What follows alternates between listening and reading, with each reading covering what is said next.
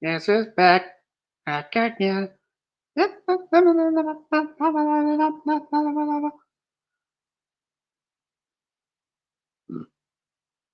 Tried to do Eminem there, reference him there. Cannot rap for him. Can't rap like Eminem. But then again, not too many people can either. So not exactly good at rapping in general. Granted, not me. Welcome to Sea Monster Live number 36, everybody. Just gonna wait for people to come in. Doing the live. Sent the link, StreamYard, Discord, and send it to a couple other people, who may or may not show up. So, yeah, I mean, just to kind of catch everyone up, I have been marathoning through the Gamera franchise so far.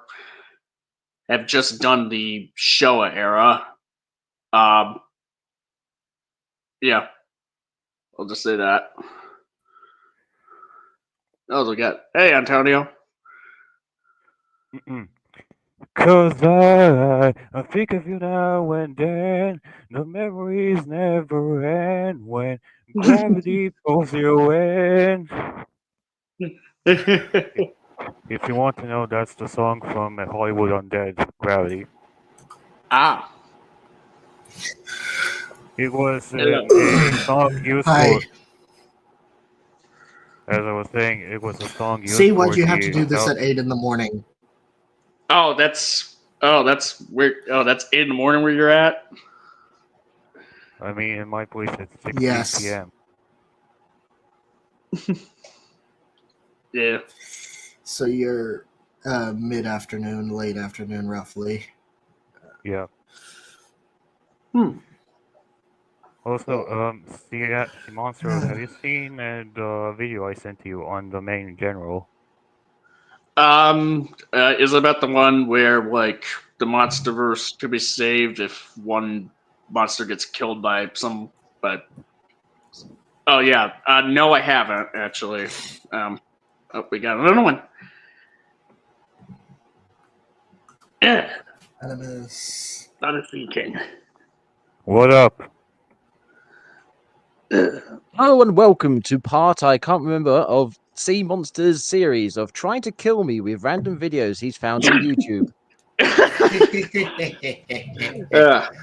Yeah, I mean, I don't know if this video that we're going to be covering here will do that. Actually, we'll do much relate to that. I mean, If any I'm of pretty. if any of you wondering, yes, I've seen the video. So yeah. Okay, so Antonio survived, so we can verify. Okay. We shall see. Sure, it'll be fine. Assuming I've seen the found And if the right any one. of you guys are wondering, I know that guy. I know the YouTuber, and I'm a fan of his work. But yeah, I'm not the biggest fan of this video he did. Oh, all right. Yeah, so we're pretty much going to determine what makes one type of Godzilla movie being just about Godzilla, and what constitutes another type of Godzilla movie being about life. Which is super weird in general.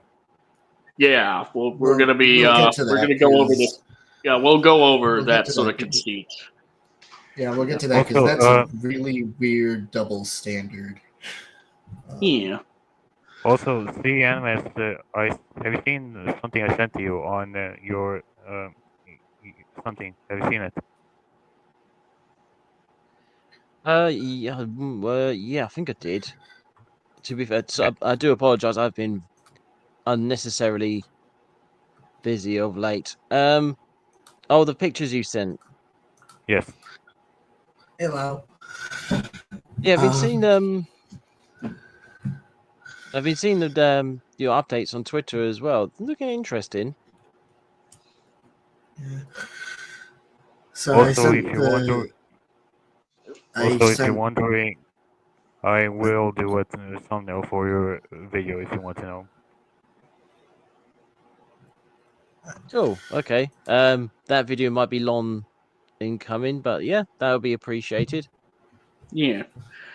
So far I can only fit one Um, more person in right now. So just FYI for anybody. Yeah.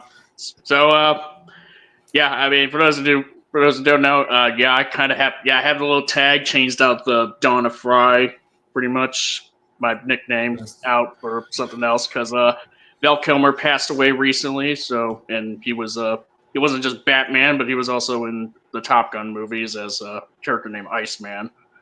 He also So, voiced the anyway. He was character also in a. He also he was voiced also the in the Prince character of in a Egypt. Spider-Man game. Ah, He was also in the Prince of Egypt. He played Moses. yeah, that too, yeah, and he was in Heat. Mm-hmm. Rest So, in peace, good sir. yeah. But yeah, also I sent a link, not to the StreamYard link, but just the stream itself on YouTube to my friends. You've seen them on Ah. Sim and Gojin's recent stream. So Okay. since it's 8 in Yeah. the morning, I have no idea if they're going to show up, but we'll see. If one of them starts spouting seal facts, then that's one of them. They're my friends. Don't mind it. Yeah, that's fair. Is What- Kaiju Crew gonna show up? I'm not sure. Yeah. I'm keeping an eye out for Brutally Honest. If he decides to join, like, I'd be down for that. Oh, Frick Lau left. Loud just died. Uh-oh.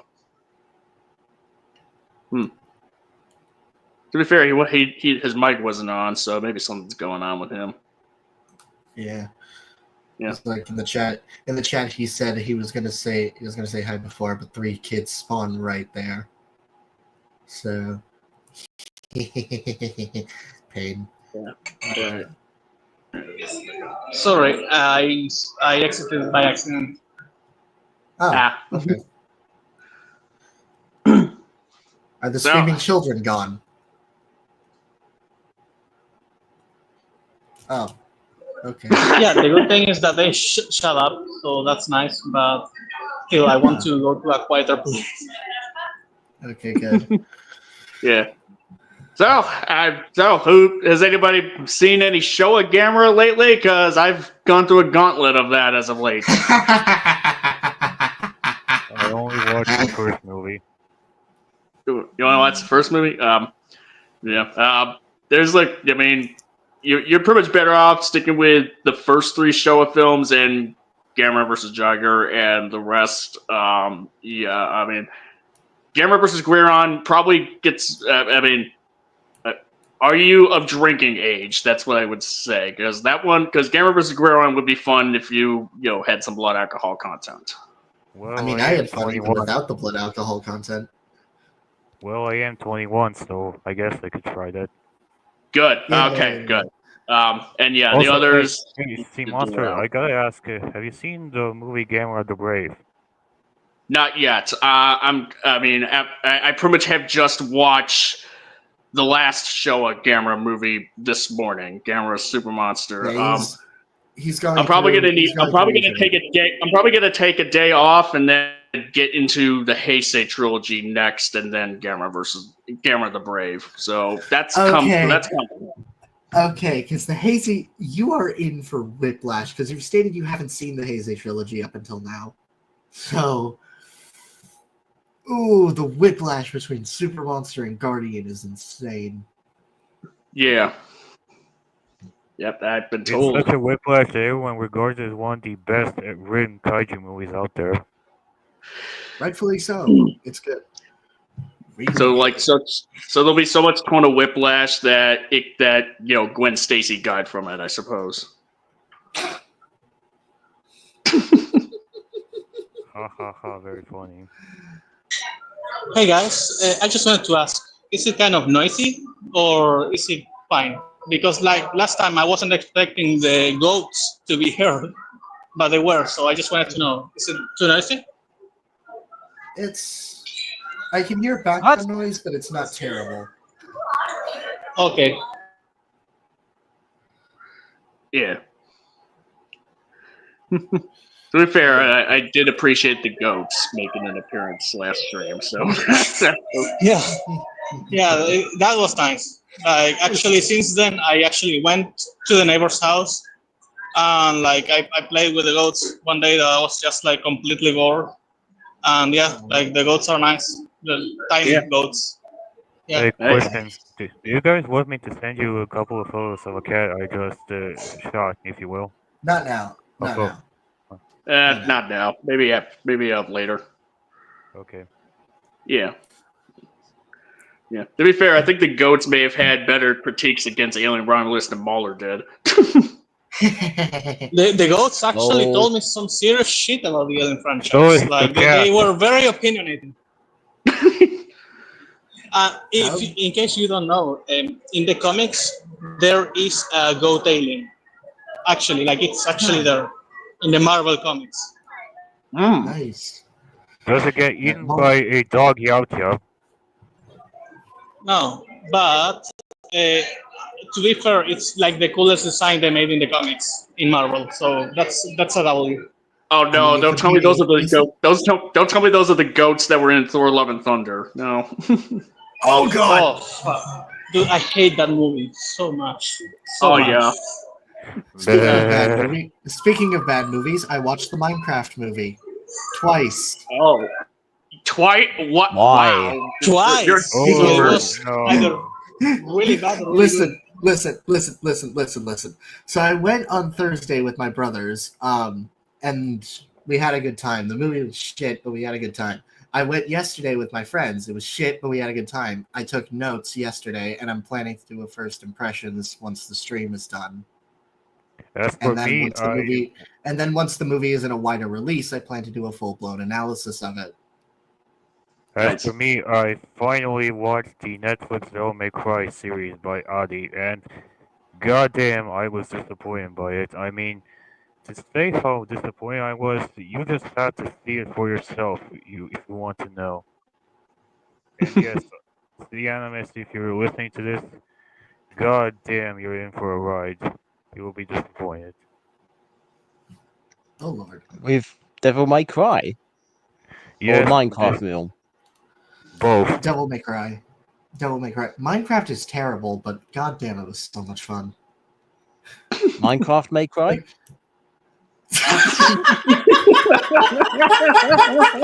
That was actually yeah, that was a good That one. was good. That was good. All I Now, can now we tell have to you make that- it canon.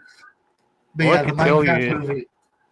Yeah, the All I Minecraft can tell movie you is. is the way how they treated the two main characters, particularly Dante and Lady. Goddamn, it's like a massive slap in the face in what those characters are supposed to be. So the best way to describe a Minecraft movie is a professional shitpost. Like this, the spirit of the game is definitely there, but the story is not great. Video is sponsored by And if I Move. were to describe the Devil May Cry movie, Devil May They're Cry positive. series, it would be the ultimate edgelord fanfiction gone wrong with politics. God Lord. Interesting. Talking about Now- politics, did you guys watch Nikki 17? What? What? Talking about Oh, politics, did you watch? Oh, Yeah, Mikey 17. I have not. I don't really give a crap about it. Mickey 17 was I pretty much thought it was okay when I saw it, but honestly, it's been a couple weeks since I've seen it, and I'm not even sure what I pretty much would think of it now. To be honest, like it left so little impression on me. To me, it was the same thing. Actually, out of the same, I liked it enough. But yeah, now the more I think about it, yeah, like it didn't do anything to be fair. Yeah. Now, so we got this video pulled up from Accented Cinema. Is there actually is there like possible to have captions on at some point? Because there is like that option, or at least on the YouTube version. We'll This get is a download from the video, so I don't know. Okay.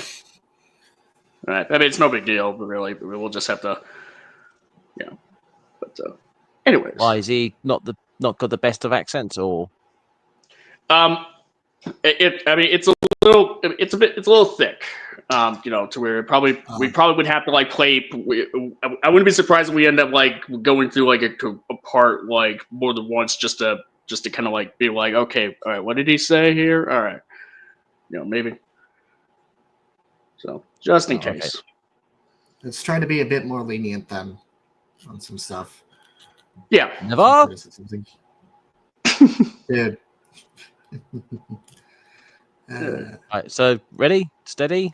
What do wait? Everybody ready? Yep. Listo. Yep. Are the goats ready? Ready.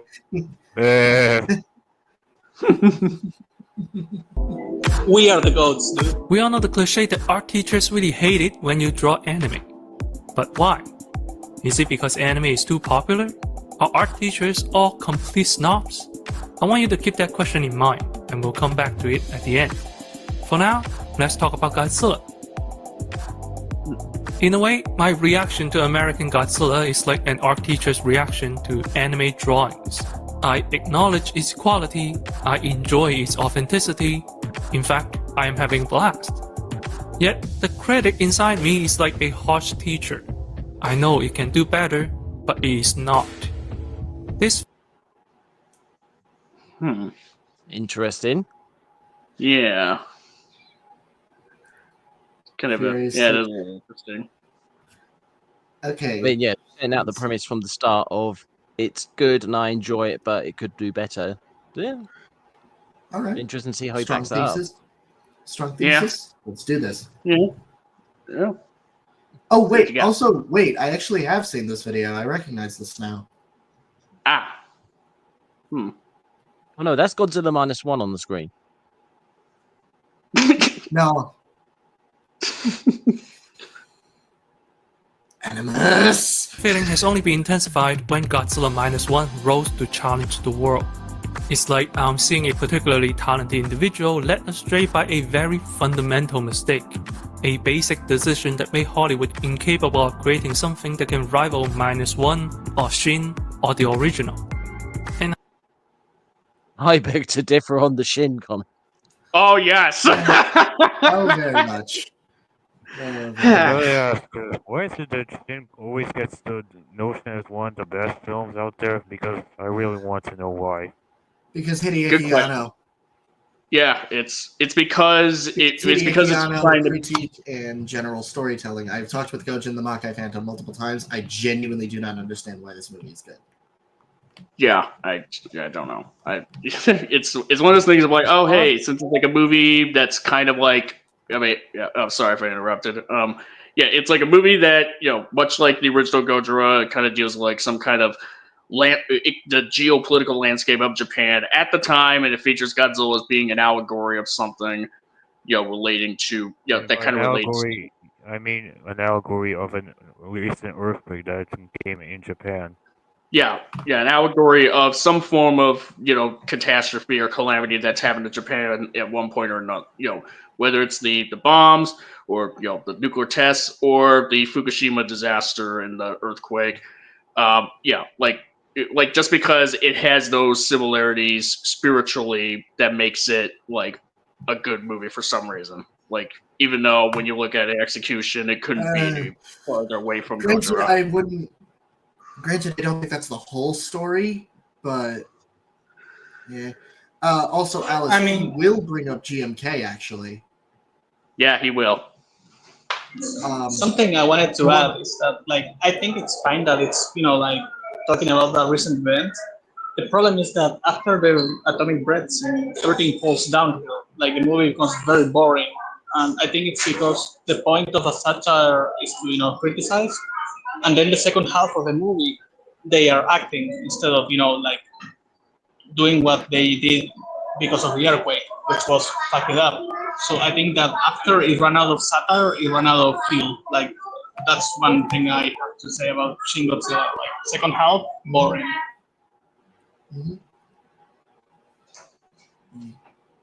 I have a lot of things to say about Shin Godzilla. You can watch my video on Honestly, The best part, in my opinion, in Shin Godzilla was the scene where Godzilla was basically lasering through the entirety of the city and burning it down, along with vaporizing the entire fighter jets.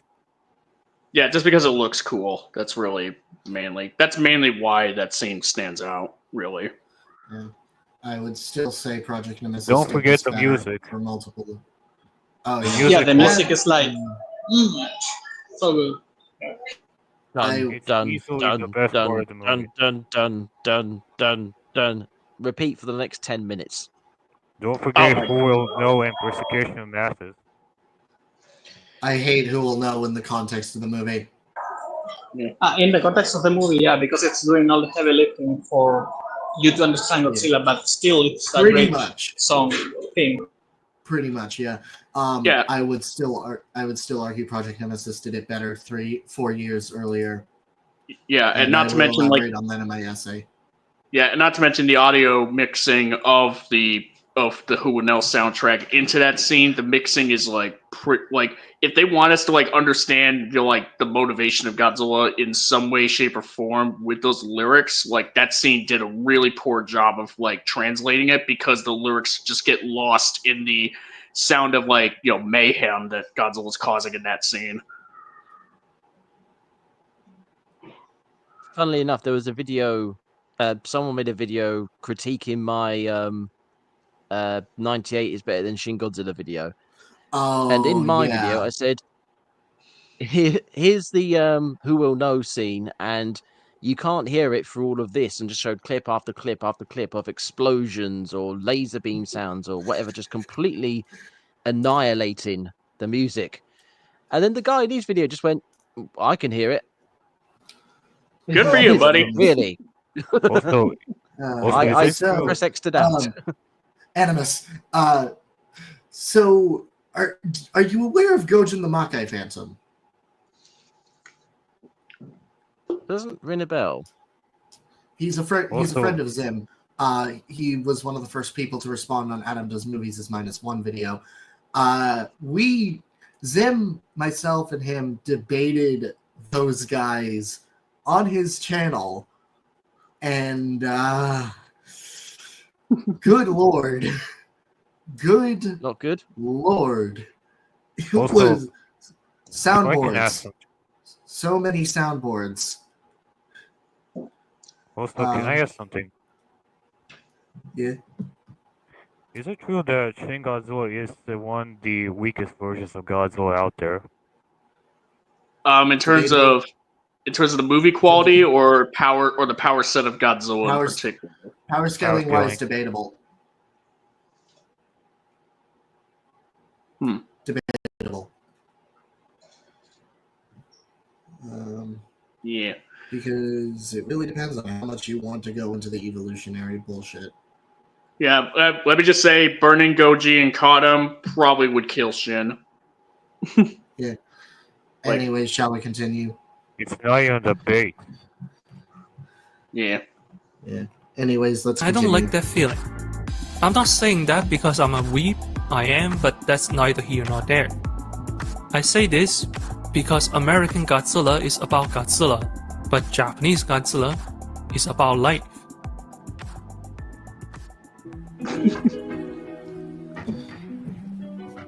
What is Shin Godzilla about? From the nuclear hit to the hazmat suit, the earthquake and the tsunami, it doesn't take much for anyone to realize that this film is a metaphor for the Fukushima nuclear disaster. Indeed, facing the devastation caused by Godzilla, the film sharply satirizes political incompetence. It examines the unequal US and Japan relationship. It makes fun of the masses for not taking an emergency seriously. All of these details mirror real-world events. Shin Godzilla is a deeply political movie. Anyone want to I mean, give their thoughts on that? yes. I mean, Yes, he's it right is. about the whole earthquake thing about what it's supposed to represent, but yeah, that's about it. Yeah, I mean, so far it's just kind of like naming off. Sorry, go ahead. Regardless of how you look at it, yes, I would say it is a political film in every way, shape, and or form. because considering the politics of Japan are a very hefty part of its plot, whether execution aside. Yeah, so basically the whole mentioning of like how it was based on or inspired by the Fukushima disaster, and how the movie's deeply political. Execution aside, so far, not much to really say. It's mainly just kind of like, that's true. Shin Godzilla is those things. And to be fair, the American versions could have a little bit more meaning behind them, but that's not really. Yeah, we'll get to that's that. a different discussion. Yeah, the whole thing about Japanese Godzilla is about life. Like, that could be taken as like kind of like a sweeping statement, because you can just have it be like, Japanese Godzilla versus God. So, for example, like, are you trying to like what part of life was Godzilla versus Gigan about? Just an example, like that one doesn't really like as a Japanese Godzilla movie where it'd be pretty. Like, not saying you can't find any sort of meaning into it, but I don't know if, like, that movie was intended to be about life, really. I was also going to use the example of Godzilla Final Wars. Yeah. It's like, that one... I mean, there is thematic substance in there, it's just... very minimal. Not... Yeah. Yeah. Like themes don't make a movie good. Like, it's just another thing, but it's not the movie itself. Tell that to Ryan Johnson. Mm-hmm. Blackaroonie, it's hard to say American Godzilla is about Godzilla when he barely shows up in his own fucking movies. Shin Godzilla has less screen time than Godzilla in 2014. Weirdly enough. What time does Godzilla turn up in Godzilla vs. King Ghidorah? What time does Godzilla turn up in Godzilla Final Wars? And then just go through his back catalogue and just keep asking that question. Well, I mean, in Final Wars, Godzilla did kind of show up briefly, pretty much quickly in the prologue scene in Final Wars. But yeah, Godzilla vs. King Ghidorah, he appears like well over an hour in Godzilla vs. King Ghidorah. And the thing is also, it's not about the screen time; it's what you do with it and how you surround the character. What he means to others. Yeah, boy. Yeah. That's what always gets me. Okay, yeah, fair enough. Oh, you were. Oh, wait, you were. But Shin Godzilla is hardly. No, it's just the fact that the screen time argument is a really old argument. It's the one that was brought up when 2014 came out. But it's like people say, "Oh, he's only in there for like 10% of the film," and then people are like, "So if you go back to his old films, that's about the same for quite a lot of them, especially the first one, which everyone likes to praise." So people then using that argument really need to clarify it. Like, you can't just say, "Oh, he's barely in the film." It's like, okay, but is that when he is in the film, is it good? Is it bad? You need to clarify that. You can't just say time bad and think that's fine. Yeah, and the lack of meaning comes from the execution, not from the time. Yeah, like Shin Godzilla could be in his film for like half the film, but if all he's doing is walking in a straight line, not doing anything, it's hardly quality time. Shin has 7 minutes. Shin has 7 minutes and 54 seconds of screen time. I'm looking up G14 because I want to double check this because 2014 Godzilla screen time. G14 has 9 minutes and 29 seconds. So, yeah, for comparison's sake. Yeah. The only one. The OG Godzilla is often mistakenly interpreted as a film about Hiroshima and Nagasaki. While it certainly drew inspiration from that, the film had a much more pointed purpose. Godzilla came out in 1954, back when the US was conducting nuclear tests on Bikini Atoll. The location is closer to Japan than it is to US mainland. It was as if the US was flexing its reach. Tragedy struck on March 1st, 1954, when a Japanese fishing boat was exposed to nuclear fallout due to one of the bomb tests. The resulting radiation burn is too graphic to be shown on YouTube. One fisherman would die during the treatment for acute radiation syndrome. This event shook the nation of Japan. The opening scene of Godzilla emerged. Yeah, checking out so far. There's a little bit more to it there, but he's about to go on, so I'll be interested to see whether he mentions the other bits. Because he's saying about it's on Bikini Atoll, and it's like America flexing its muscles. No, it's because it's in the middle of bloody nowhere. And yeah, because so it would harm the least amount of people. Although they did have to evacuate one of the islands, which turned out not to be enough. Yeah, the aftermath of that was oof. Yeah. I mean, some of the was a thing. Sorry. You go ahead.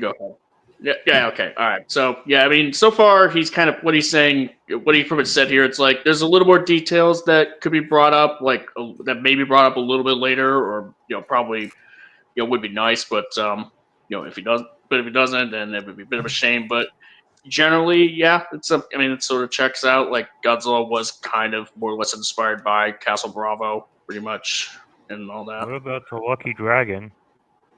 Yeah, and the Lucky Dragon too. Yeah. That's Castle Bravo. Right. Yeah, but Lucky Dragon was a victim of Castle Bravo. Yeah, for the full like details of it, Kyle Hill does a good video on it. But essentially, Castle Bravo was like, what was it, twice as powerful as they thought it was going to be, and it ended up like covering like 100 miles around in like radiation in fallout. Which is why when I said they evacuated the island, it was not enough. Yeah, they pretty much thought it was enough, but they really underestimated the potency of that hydrogen bomb. Yeah. Oh yeah.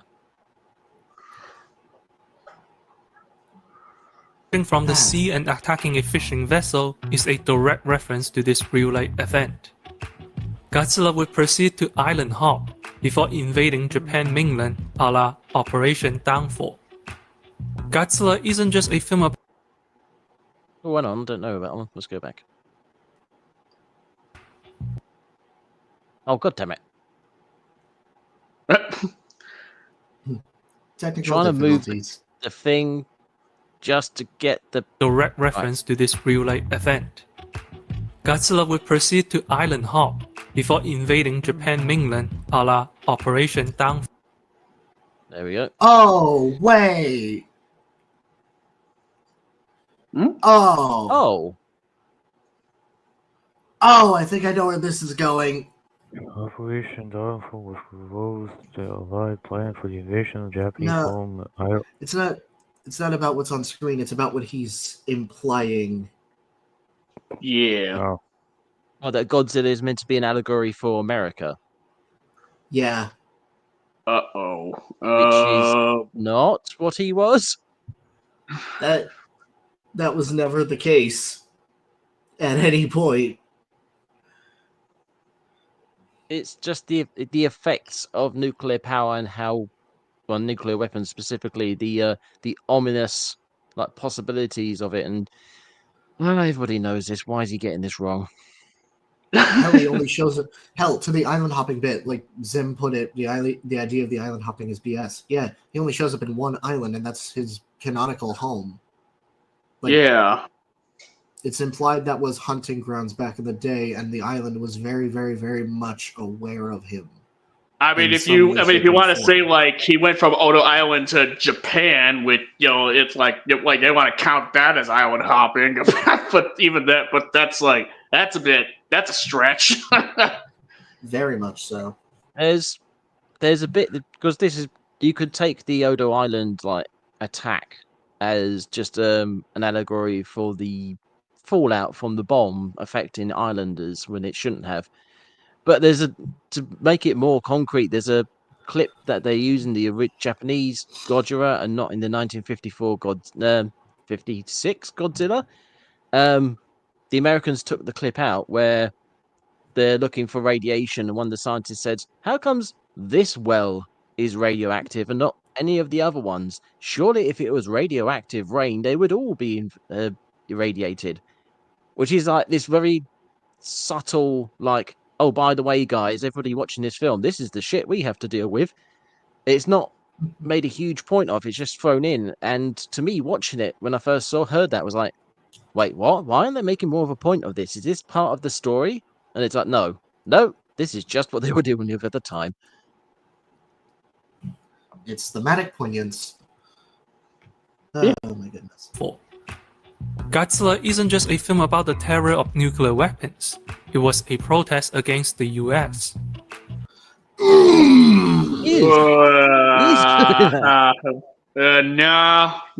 Oh, Hold good on. lord. Oh, hi, Simon Pegg. I didn't know you were making YouTube videos.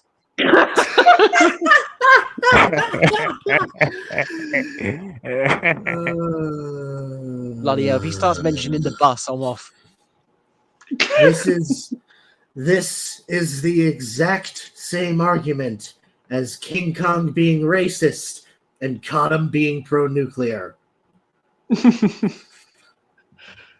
Next, you're gonna say Gamera is a PDF.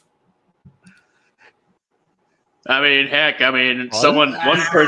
one person said that Nosferatu was Twilight for the film fanatic, so it's not. So it's not too. This wouldn't be too far. Don't remind me. He also the reviewer also said that it's better that the Hotel Transylvania Dracula is better.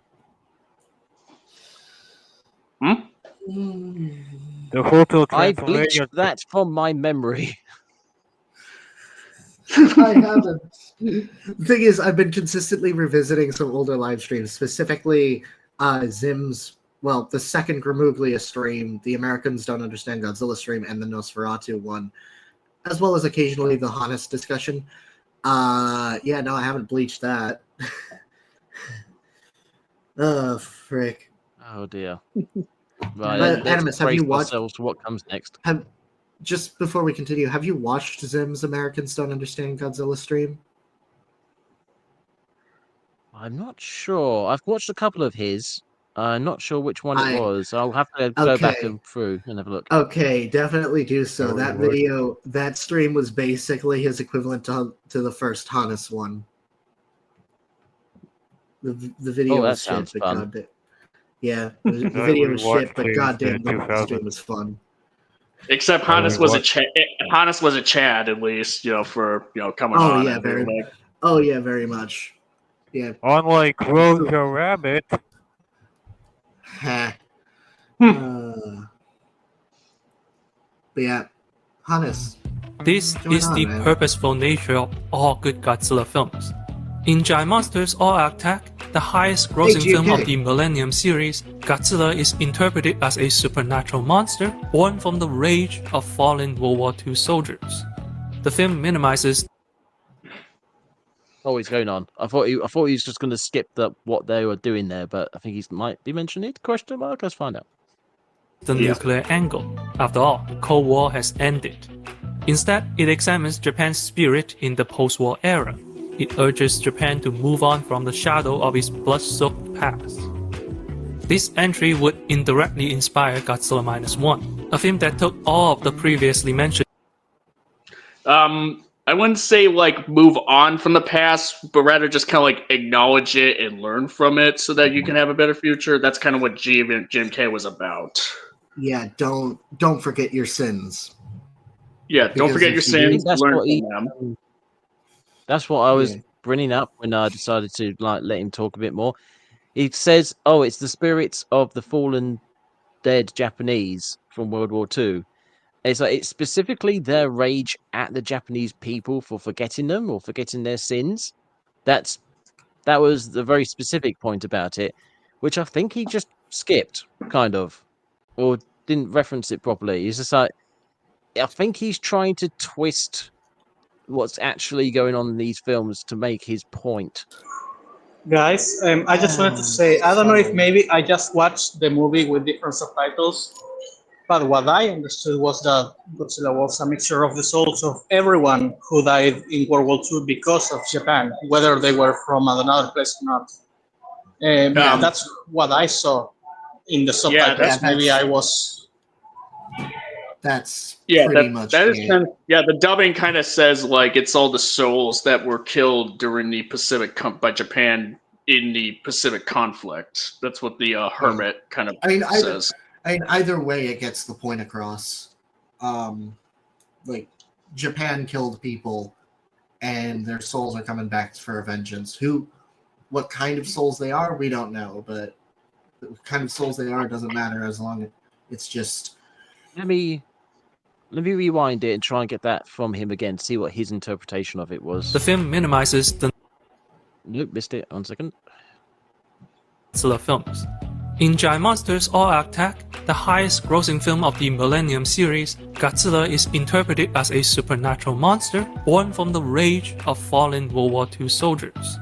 The film minimizes the nuclear angle. After all, the Cold War has ended. Instead, it examines Japan's spirit in the post-war era.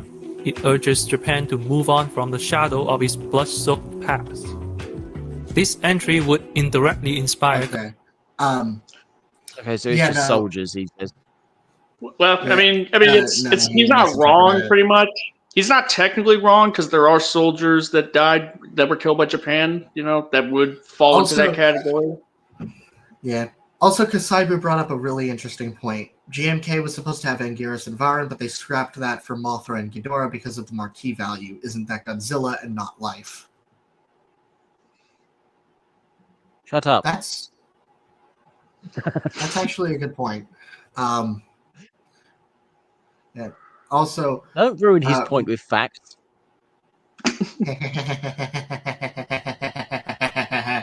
Also, Rooney, I think it wasn't that they became Godzilla, like they came into the conglomerate. It's more so they possessed his corpse, which I think is actually metal as hell. Kind of, yeah. Yeah, a little bit. When I die, I want to possess something. Probably, considering where I live, it will probably be a badger. If I die, I want to at least be reincarnated as someone who is at least a little bit smarter. Oh. I guess I'm going to be a goat because of the circumstances.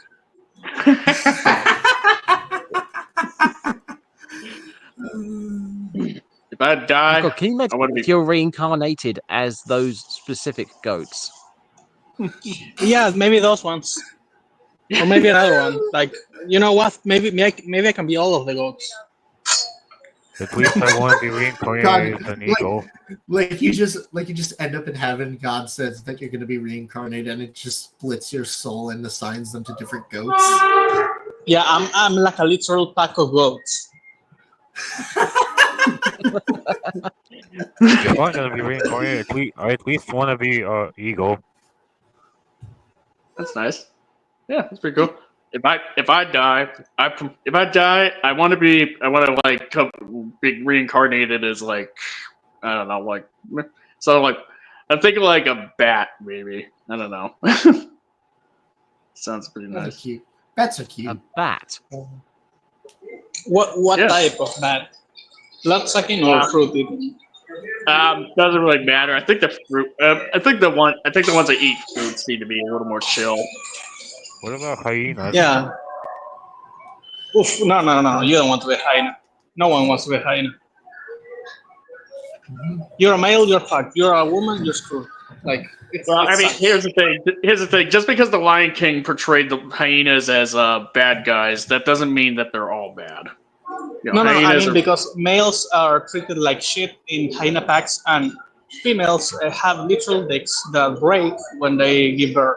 You didn't want to know that, but now you know. So never be a hyena. I'd like to be a platypus, so I could wear a fedora and kick the ass of some weird mad scientist who looks like a pharmacist. You know what will be really metal? Being a two-headed snake and living like 2 months, and then you die, but you were like cool as fuck for those months. Oh no. What about you, Theonimus?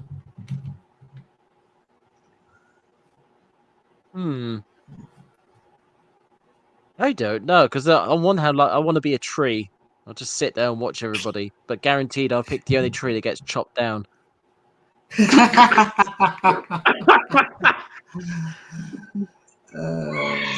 Or you could be like the tree that doesn't get chopped down, but then you burn in a fire. So like that will be painful as fuck. My God. Yeah, I like end if up you as think about it, that guy's trees toilet seat. take the longest to burn. So yeah, no, it will be the worst. Imagine if you just end up being like the tree of the dead from Tim Burton's Sleepy Hollow, where you're actually just a gateway to hell. Essentially, that the headless horseman could just fly up, could just come out of. Hey, Rose Puppy, my friend. She's in the chat. Hello. Hey, by the way, in a couple of minutes, if someone wants to come in, I'm going to fucking finally, after like 2 weeks, I'm going to watch Novocaine. So like in 10 minutes, I'll be gone. So yeah. Okay. So I'll make some space at least. Okay. But last thing, if I resurrect someday, I want to be a parking lot.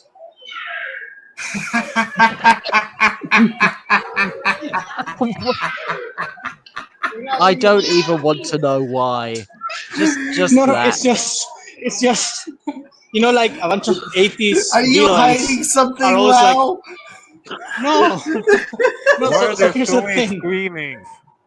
So here's the thing, like in Captain Planet, it's always like I'm going to destroy this forest and make a parking lot. So I want to be a parking lot to know what's so fucking cool about parking lots. Maybe, if you're one, you know.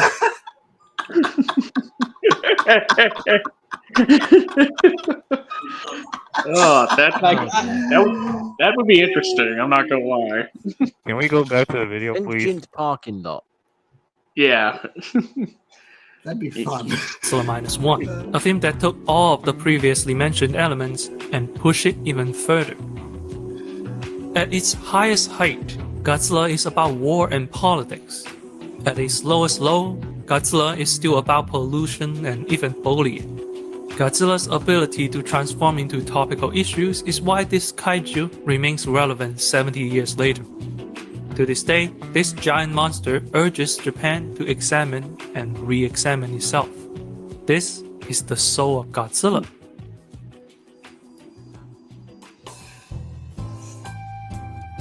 Of course,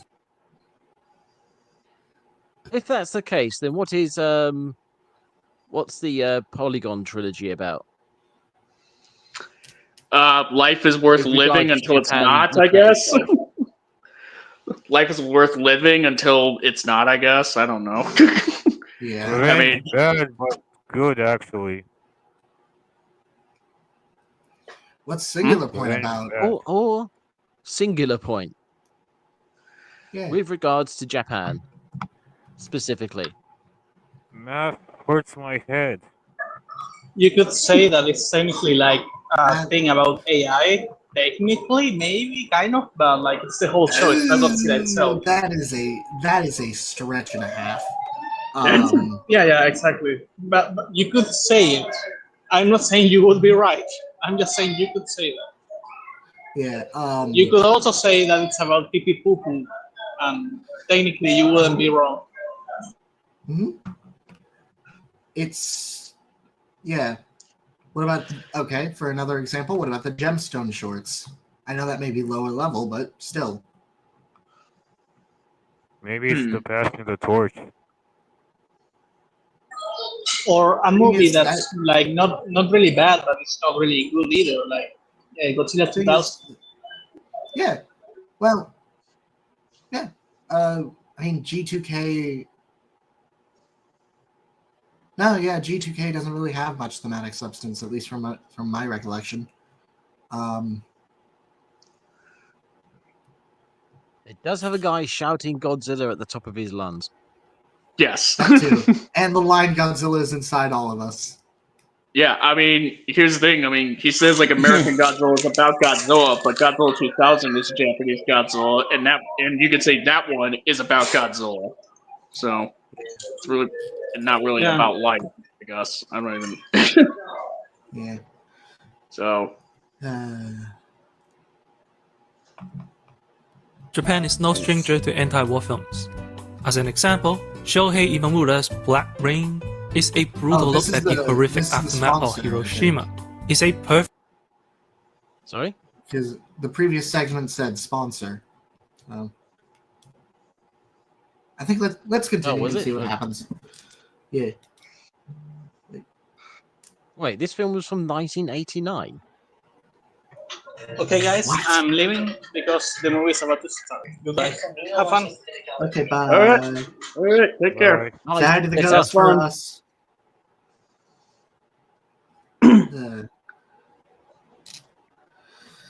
Right, Yeah, let's I think keep this up. a companion film to go along with Oppenheimer or Godzilla -1.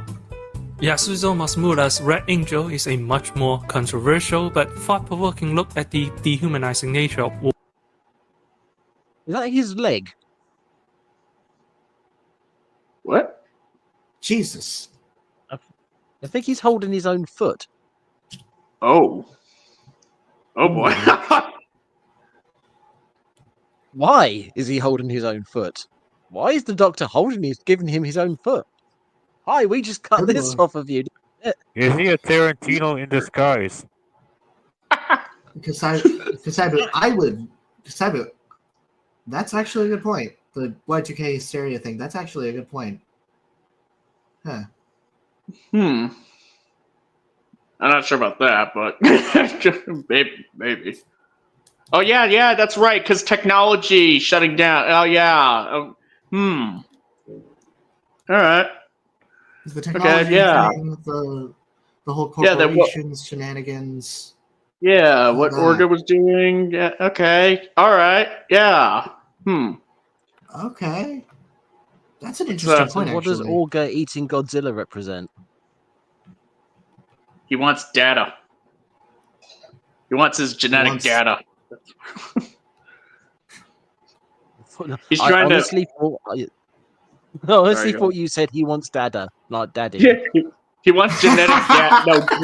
No, data. Data. Genetic data. Swallow him whole. We were watching a graphic sex scene this entire time.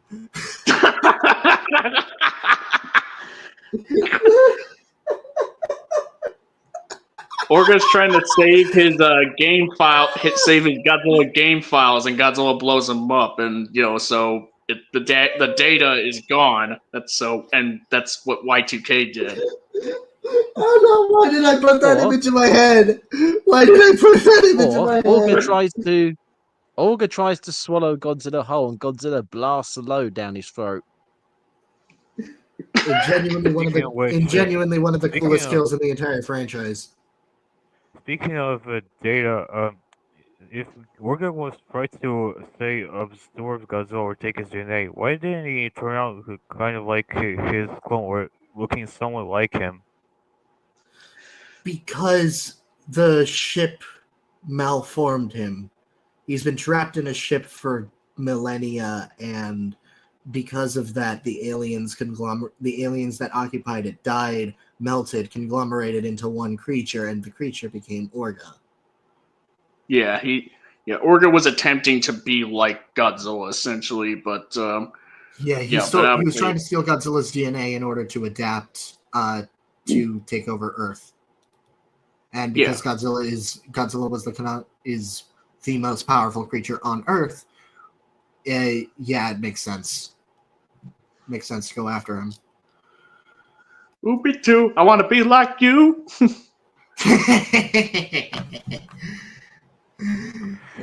Hey guys, is it okay if examined from the perspective? I'm going to probably leave a lot sooner, so yeah. Oh.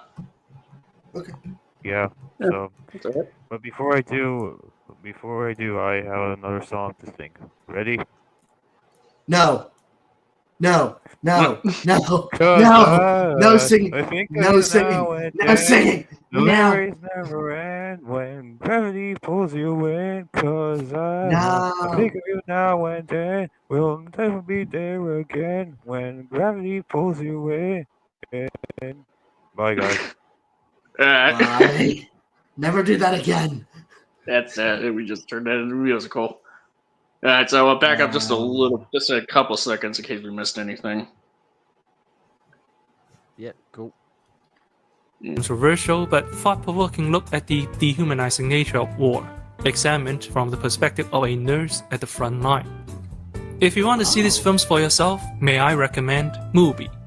In fact, Movie is how I found Red Angel in the first place. Rated catalog, I find Movie short. And if I want something more, I know him as the dude who calls Devilman a piece of trash on an award show. If you also want to check it out, or bathe in the glory of beta at movie.com/accentcinema. The cinema for a whole month of great movie. And explore the colorful world of cinema. Just a real quick tangent. Speaking of movie, I did watch a movie called The Substance. The Demi Moore movie. Advertised. Would you recommend it? Yeah, I mean, I would. It's not like the most mind-blowing thing in the world, but I mean, if you can stomach body horror, essentially, which there's quite a bit of it, it's worth a look. I can say, pretty interesting little flick. Definitely gets a bit bonkers, like as it progresses, pretty much more and more. But yeah, I mean, I thought it was pretty neat. Okay. Let's not pretend Godzilla is always this classy. While this series has enormous highs, most of the time Godzilla remains a cheesy tokusatsu featuring people in rubber suits. This is especially the case during the Showa era, when Godzilla had its first and longest running series, totaling 15 films, released almost annually. Towards the end, it had run out of steam. The films became episodic, and the monsters started to act like wrestlers. To a fan, these much sillier iterations are every bit as Godzilla as the best ones. This is where Hollywood Godzilla draws its inspiration from. Alright, so he's just shot himself in the foot with his argument.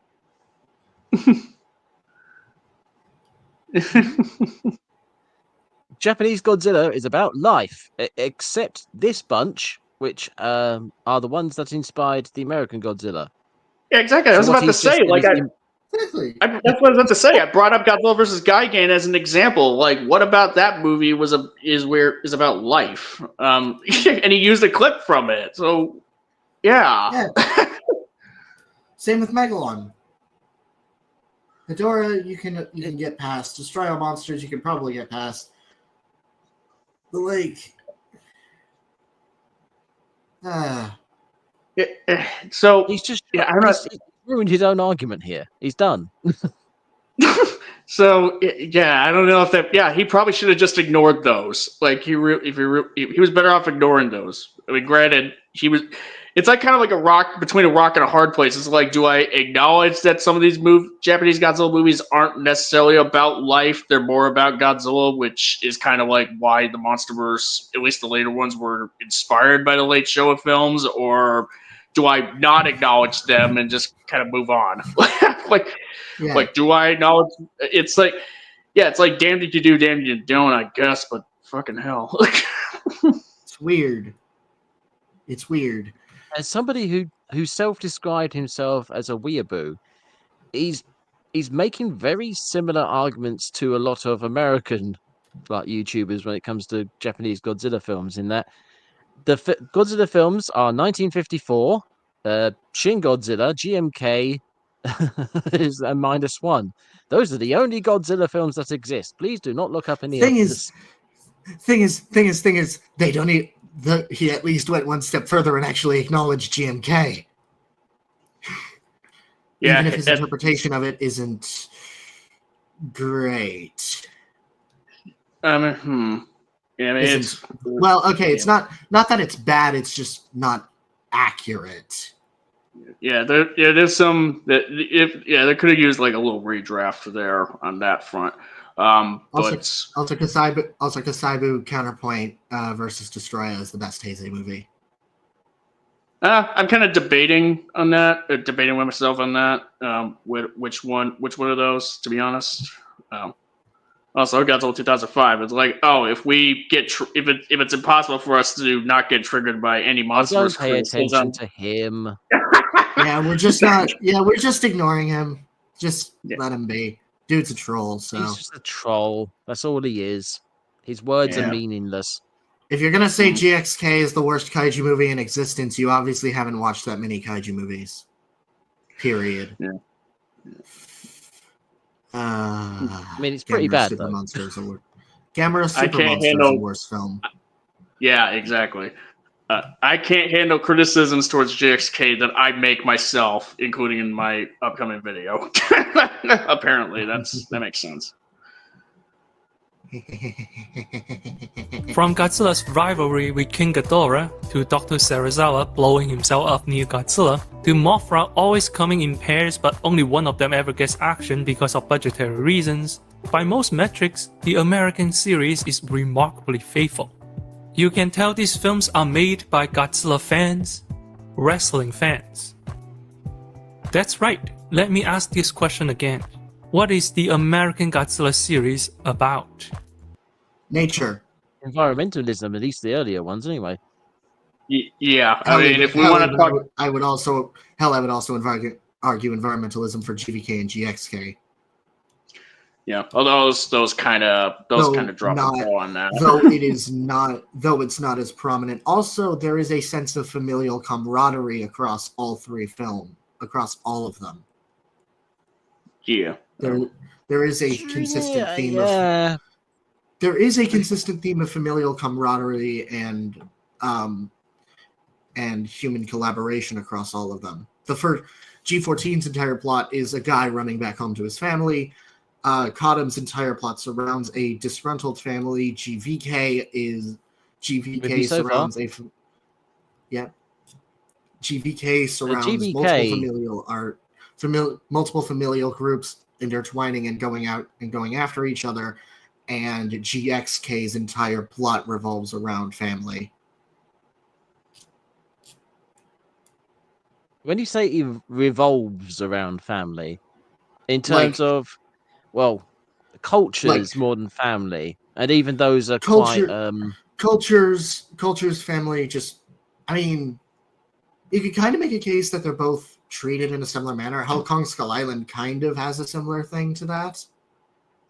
Kind of. I need to go back and analyze that one a bit further, but yeah.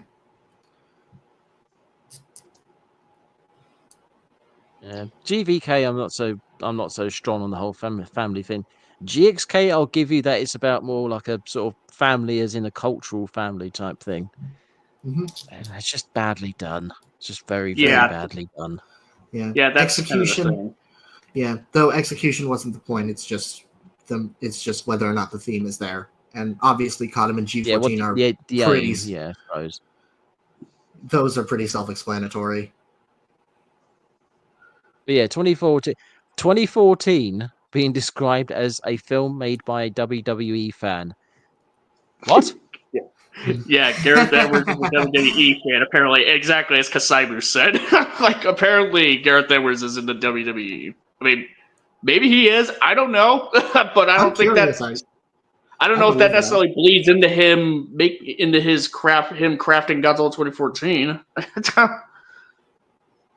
Just, yeah. It's a very odd thing to say about 2014, especially considering the amount of people who complain about it not being enough fighting in it. Yeah, that again, this feels like interesting. Like Blackaroonie earlier just went, "Oh, there's not enough Godzilla in these films," and that's a very old, like, worn-out argument that really needs bolstering before saying it. This is almost like it's similar, but the opposite, in that someone's just complaining that the American Godzilla films are all just about the fights. It's just, they're just all about the fights. That's all they are about. And it's like, that's not what they are about. And they are in there, just like the Japanese films had them in there, but that's not what they are, quote unquote, about. So yeah, it's a stereotypical copy paste argument that is not applied properly or even correctly.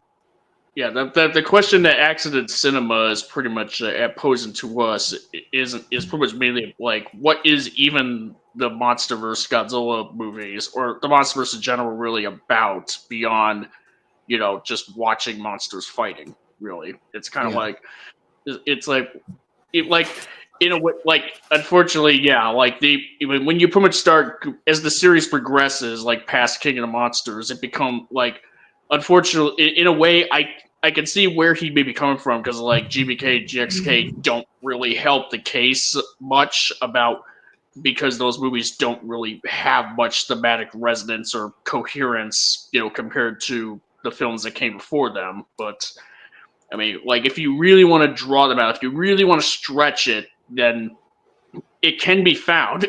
Like, you can find them. It's just the execution is better in some than in others, ultimately. Mm-hmm. Yeah, it's almost like the American films are their own thing, and they're different in that they have their own thing going on, but they're also similar in that they all have varying qualities to them. Mm-hmm. Yeah. It's almost like they're all different and have their own thing going on, and you can't just clone stamp them with the same really poorly thought out argument. Anyway. Kong and Godzilla team up to fight against the sudden intrusion of Mechagodzilla. It is hype as if you are familiar with Mechagodzilla in the first place. It's as if Hulk Hogan and Randy Savage were having an epic battle when suddenly Andre the Giant shows up and forcing the two to form a temporary alliance. It sounds awesome to wrestling fans. Hold on. The equivalent would be if the whole wrestling match was started because of Andre the Giant. That's what GVK was, pretty much. Like, Godzilla and Kong are fighting because Mechagodzilla kind of was the inciting thing that's like causing them to come together in the first place. It'd be like Andre the Giant manipulated Hulk Hogan and the other guy into fighting. Exactly. Well, it'd be like if Andre the Giant's manager was manipulating things behind the scenes to have this happen. Because technically, Walter Simmons was sort of the apex, was kind of manipulating things that would result in Godzilla and Kong fighting, and because of the whole thing with he's building Mechagodzilla. Like, Godzilla's like going after. Technically, they weren't manipulating; they were just testing. But then decided that's actually a thing that I never really considered, but probably should have, is the fact that they were testing like the eyeball of Mechagodzilla, which then attracted Godzilla. It's almost like they knew that by testing Mechagodzilla, it would attract Godzilla. But then how would they have worked that out before he actually did attack? Or did they just, or was this just a fluke that they were only testing a part of it somewhere else? Yeah, I mean, the details. The details are definitely, are definitely like a mess when you start to try to think about it. I'm just saying, like, in the most general sense, that the wrestling comparison to GVK in this instance doesn't really hold up all that well, because like, it's more like if it's like if Mechagodzilla accidentally crashed a car and then Hulk Hogan thought, oh my god, what's going on here? And then for some reason they went, let's get Randy Savage in to help Hulk Hogan out. And Hulk Hogan's like, no, I don't like that. And they started fighting each other. Well, what the wrestling let's just say, like, do the inverse, like the wrestling scenario that he mentions of like how Andre the Giant suddenly shows up to join the fray between Randy Savage and Hulk Hogan. It's like if Mechagodzilla just like showed up out of nowhere without any build up, while Godzilla and Kong were in the middle of fighting each other. Like, which isn't what happens in GVK at all. Quite frankly, unless he's saying Kong is Andre the Giant, which is no, because I think he's saying like the Hulk Hogan and Randy Savage join up. But now you've just pointed something out which is quite bad. If you don't, one of my complaints about GVK was what I call the podcast crew, which is Madison, Bernie, and then the kid's name who I can't remember. Those Josh. three are basically useless. Josh, they're basically useless because they don't do anything except set up Mechagodzilla. That's all they do. They waste all of that screen time just to set up Mechagodzilla.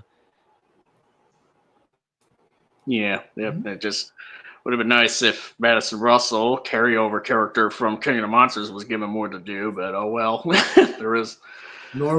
And Yeah, as if she just a was, little bit. and as if she and her father weren't character assassinated. I mean, yeah. The character Yeah. assassinated, which is something they do with GXK as well, with certain characters, Kong, and yeah, then they don't really do anything with them to the point where their entire plotline could be removed, except just to set up Mechagodzilla, which they could have done differently. Just saying.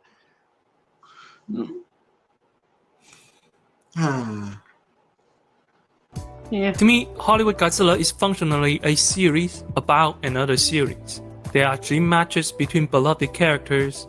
They are high-budget fan films. Though it is no pale imitation, it is still just an imitation. I would argue that the high budget fan film argument applies to a lot of other Godzilla movies, and that does include GMK. Yeah. GMK. That includes both GMK, Shin Godzilla, and -1. Yeah, and yeah, it's obviously, and yeah, like the whole thing of like a high budget fan film thing. It's like it sounds very, it definitely has like the negative connotation, unfortunately. So he wouldn't. Yeah, So it's just I'm pointing out the double standard with that because by saying it's a high budget fan film, okay, so are we just going to ignore the fact that Takashi Yamazaki has gone on record to say that he has actively wanted to make a Godzilla movie ever since I think it was the release of 2014. Actually, no, -1 was in the cards since 2014. Shin Godzilla, Hideaki Anno, I think actively does like Godzilla, and has a fondness for the giant monster genre as is. And of course, Shusuke Kaneko was absolutely thrilled when he got the chance to work on GMK, especially after the whole Gamera thing. So yeah, the Heisei Gamera trilogy, like pretty much gave Kaneko a lot of essentially a lot of clout, to do Godzilla. Which, from what I understand of the reception of the Heisei trilogy, it's well earned clout. Yeah, so that's 3 of what is considered to be the best kaiju movies that could fall under the high budget fan film argument. Yeah. Fan films can have substance and be really well done. So it just comes across as ignorant, especially considering every single MonsterVerse director has gone on record to say they're a fan of the characters themselves. And so by that logic, yes, fan films, same thing applies here. Yeah. Indeed, the American series rarely, if ever, tackles real-life issues. Fuck off. So we're just going to ignore literally what's on screen. And what happens to that? So we're just going to ignore half the movies. It's like a little Platoon. Platoon. I didn't realize you were making videos here. Yeah, I didn't know that. Just like, hey, like the entire MonsterVerse is pretty much just a wrestling match and barely have any substance. Also, actually, no, there's 2, a couple that maybe are decent.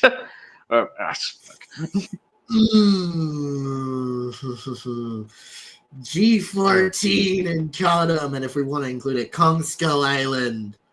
And that's at least arguments can be made about GXK.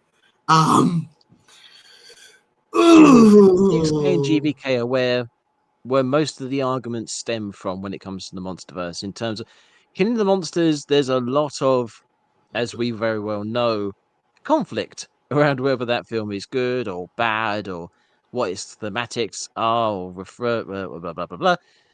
But GVK and GXK are just like, these films are very bad. And you're just like, yes, Well, can't really argue Okay. with you there. I mean, to be fair, So- to be fair, this video was made made right before GXK came out. But if he was to use trailer footage from GXK, just like under the assumption that it would be more of the same from GVK, he would still be accurate because, well, that is true. Mhm.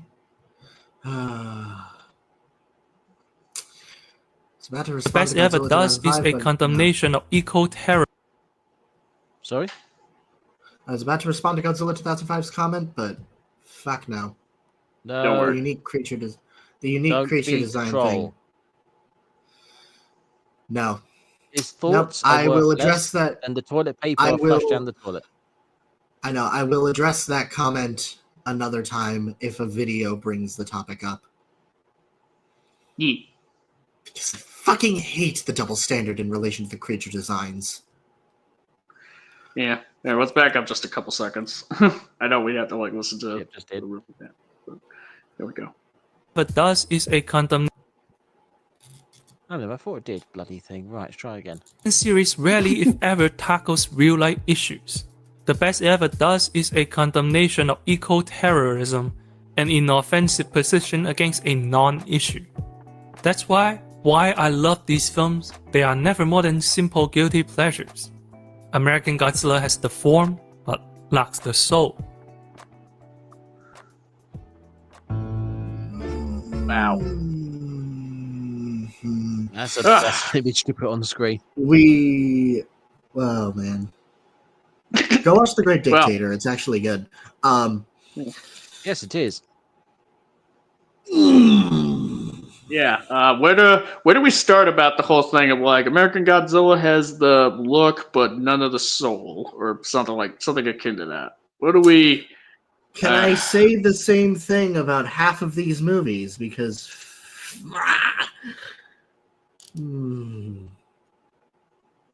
Yeah. It's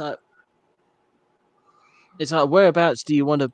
Again, it's the whole thing of he's mentioning certain films. If you start bringing up other films, his argument's going to have some trouble. At the same time, you could bring up the first couple of MonsterVerse films, and does it have to even? Well, here's the question: does it have to have the same soul? Can it be a different soul?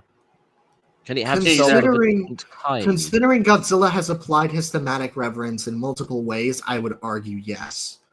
Just look at the Millennium Era alone. Those 6 movies all have different applications of Godzilla's characterization and theme.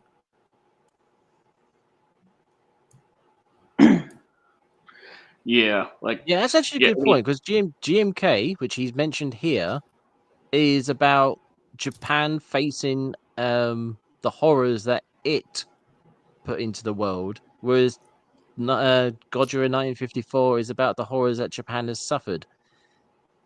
They're basically antithetical to each other in that case. Yeah, their responses to one another. Yeah, and minus one is sort of like a mix of the two, pretty much, between GMK and 54. In comparison, G2K, we've talked about this, could argue to have thematic substance relating to the Y2K scare, but in its own right is treated in a very traditional, not as explicitly thematic manner. More so being a by-the-numbers kaiju movie rather than something that actively had something to say, unless, again, we're sticking with that interpretation.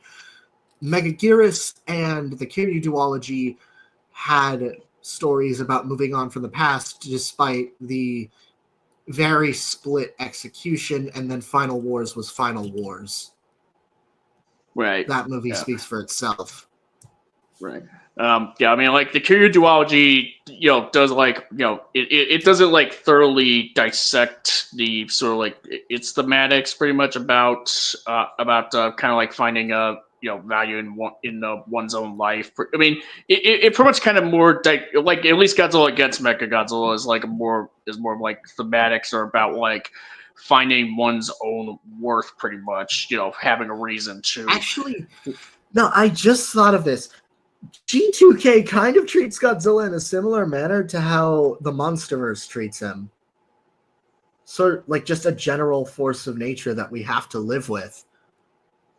So, are you going to apply the same argument here?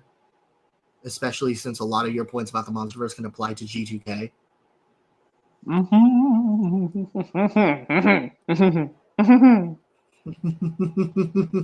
It'd be great to have this guy on and have a chat with him. Yeah. That'd be interesting, actually. Yeah, that's cool. I'd be down for it. I'd be open. This is the most I've thought of G2K in a single day. I know, right? G2K, you don't really. It's kind of one of those films where it's kind of mainly significant because of the fact that it was made in response to '98, but you don't really think much of it. It was the turning point in a similar way to what G14 was. Yeah. Though in a way antithetical. Accented cinema. If you happen to stumble across this, you are welcome to have a conversation with us about what you were trying about this. We'll have a chat. Yeah. Considering how the last conversation went, I'd be down. Yeah, with Hannes. Yeah, definitely. Yeah.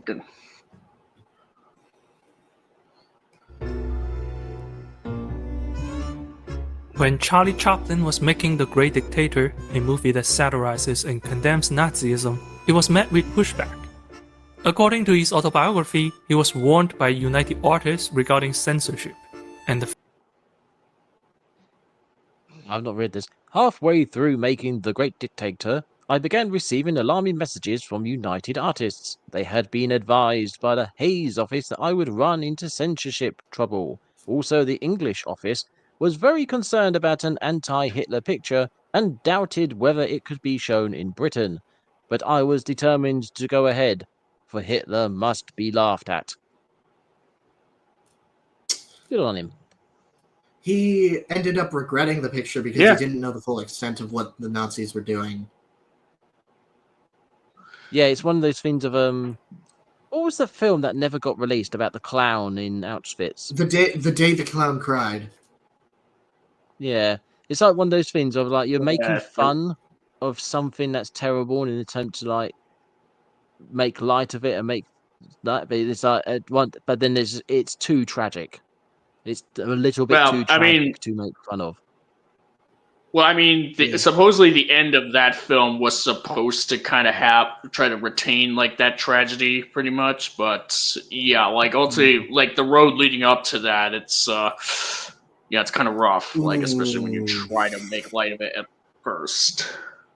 Yeah. The only successful, really good attempts at making fun of something like the Nazis was The Producers. I don't know if you've seen that, the original. I've heard of that. Yeah, I've heard about it. Also, Omniviewers in the Omniviewer chat. literally coming in at the same time. Hey, dude! From the chair! I sent you the link on your... Hey, Omni, I've sent you the link to the stream on your DMs if you want to come on, so... Yeah. You're welcome. Anyways, you were saying? Yeah, I think Mel Brooks was I can't remember what video I was watching. Someone was going over all the anti-Nazi, neo-Nazi films that had come out, and a lot of them ended up being used by neo-Nazis or just ignored as this is what we either like it or don't really care about it. But Mel Brooks' Producers was just one they never want anybody to be aware of. It's probably because it mocks the Nazis so hard. Like the whole Camp Hitler thing and the people dancing around in a swastika shape on stage. It's just wow. I saw that live, by the way, when they made the stage show. I saw it live. And they had this massive mirror that they held up at the back of the stage that would angle so you could see the top of the people dancing in a circle in a swastika. Oh my god. It was amazing to watch. And it's just one of those things. Just sitting there going, this is hilarious, but also slightly like awkward. Yeah, I mean, here's the thing: you would either have that, or you have something like that one Call of Duty game that just like censors like the Nazi iconography. Like they just removed the symbol, like the swastika, and they have like Hitler or some dictator sort of analog, like just kind of not have the mustache essentially, where it's like, so you're making a World War II game. But where you play as the Allies, and you're like where the narrative is clearly against the Nazis, but you're not going to use the iconography to stay true to that history because you don't want to offend anybody. Which it's like, who the hell are you going to offend really, aside from people who even support that ideology? And even then, like those people, like wouldn't really matter, to be honest. Also, Kaiju Kuru, the play is called The Producers. That's the play that Animus was referring to. Yeah, it's the Mel Brooks play and the film. Yeah. The film based on the play isn't as good, but the film that the play is based off of is very good. Yeah, and there's also the film based on the play, the 2005 remake with Matthew Broderick. Oh. Yeah, the newer one wasn't that great. There's a brilliant part in. I'm going a little bit off topic here, but I need to talk about this because I found it brilliant. In the film, they show it in the film, but it doesn't play out as well. In the play, there's a whole scene where we've got like the two main characters, Ola and Olga. No, Olga, and I can't remember who the other guy's name was. They do this whole scene on the stage where they're talking backwards and forwards and like they're getting really awkward flirting going on, and then they dive behind the sofa and you get this like the scene of like, oh, they're having sex behind the sofa type thing. You see the arms and legs popping up, and then suddenly this random old woman just pops up from behind the sofa, and live on stage it's like, I'm sorry, where the hell did you come from? Because it's live on stage. It's like you've been watching this whole thing for the past 10 minutes and suddenly there's an old woman. You're like, where did you come from? So in the live stage it's hilarious, but then they redo it in the film and it doesn't hit as hard because it's just like, oh, it's a film, she could have been put there at any time. Nice. Yeah. Neat stuff. Three Stooges. Three Stooges also mocked Hitler, did they? Huh. Yeah, they had been. Yeah, I think there may have been I think I've seen like a Three Stooges short on TV at one point. It was on MeTV. I think one of them involved them being on a ship with Nazis, where they're just like having them thrown off one by one to get the ship back or something. Oh. The thing is, like the political landscape of like how people appreciated the Nazis changed quite dramatically, because right up until World War II, people were still in support of the Nazis. Like there were all sorts of supports groups in America, Britain, around Europe, because people thought Hitler was great. And it's like quite funnily enough, you know how people, when like Trump came in, people were like, Trump is terrible, but then there was just loads of people like, Trump is great. It's kind of like that, except the bad stuff wasn't really being promoted as much because social media wasn't really a thing in Europe. There was all the positive stuff was being promoted and the negative stuff was being pushed down. It's only as time went on and people realized negative stuff was true that that started getting pushed to the fore instead. And now people didn't learn from history, but that is a topic from another day. Yeah, that's a topic that we typically would not discuss on these streams. To be, I will say. Yeah. Let's move on before something kills us. Yeah, exactly. Well. Film may not be shown in the UK, which was not at war yet. Remember, the extent of the horrors in Nazi Germany was not widely known in 1939. What Chaplin did was controversial. It was a deeply political movie that ruffled a lot of feathers. When the film came out, however, it was received with wide acclaim. Making fun of Nazis became the American There it is. Yay! Hey. Way of life. This is why it always grinds my gears when people say that they want politics to stay out of movies and games. The most powerful and enduring art in history are often political. Picasso's Guernica, Beethoven's Symphony No. 3, Fritz Lang's Metropolis, Rage Against the Machine. Hollywood has done this before. Predator, Aliens, Rambo. These beloved mainstream action movies were products of Americans' reflection on the Vietnam War. RoboCop, set in corporate-controlled Detroit, satirizes the inhumanity of unchecked capitalism. They Live by John Carpenter condemns consumerism and wealth inequality. These movies were about people's lives. They were examination of our world. They are classics. Yet, when it comes to Godzilla, all we get is, oh, giant monsters are cool. That's something that's been lacking in recent Hollywood movies. The Jurassic World movies are also Maybe. political. They're just not as well executed. Yeah, yeah. You can find messaging and political, stuff in the Jurassic World movies. They're just, the execution is definitely different.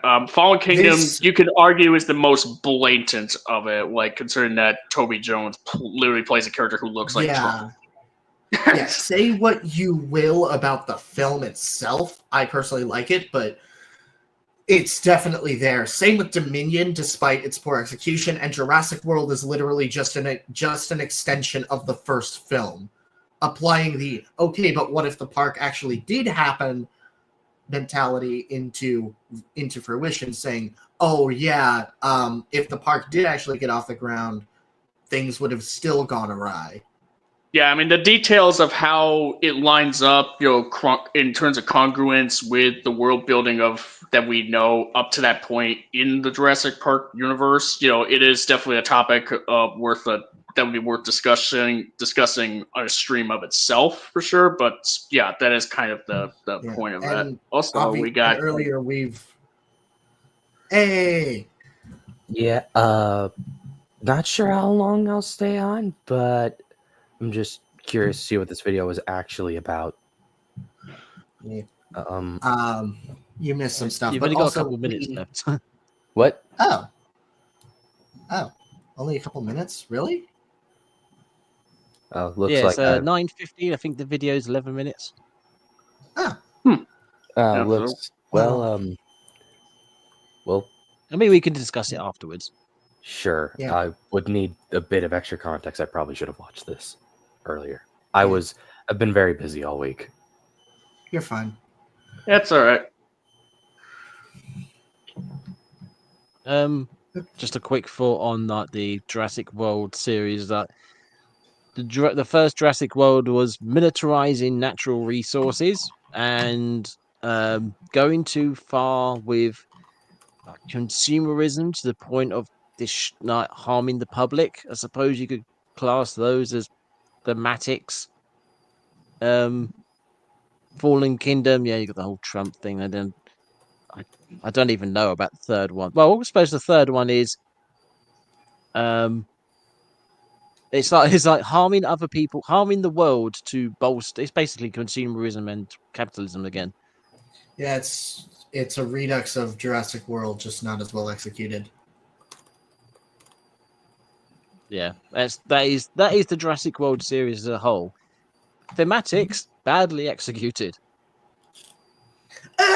I wouldn't say for the first one. I'd say badly executed for the first one. First Jurassic World, I think it's better than people give it credit for. It is. I think most of the Jurassic sequels are better than people give it credit for, except for 3, because 3 is bad. One day, one of these days, we'll get to them. When a raptor recognizes like a gas spill and knows to jump out the window hero style as the room explodes, yeah, I've got some questions. I mean, a gas spill, it would probably know that it's dangerous. Just consume product and then get excited for next product.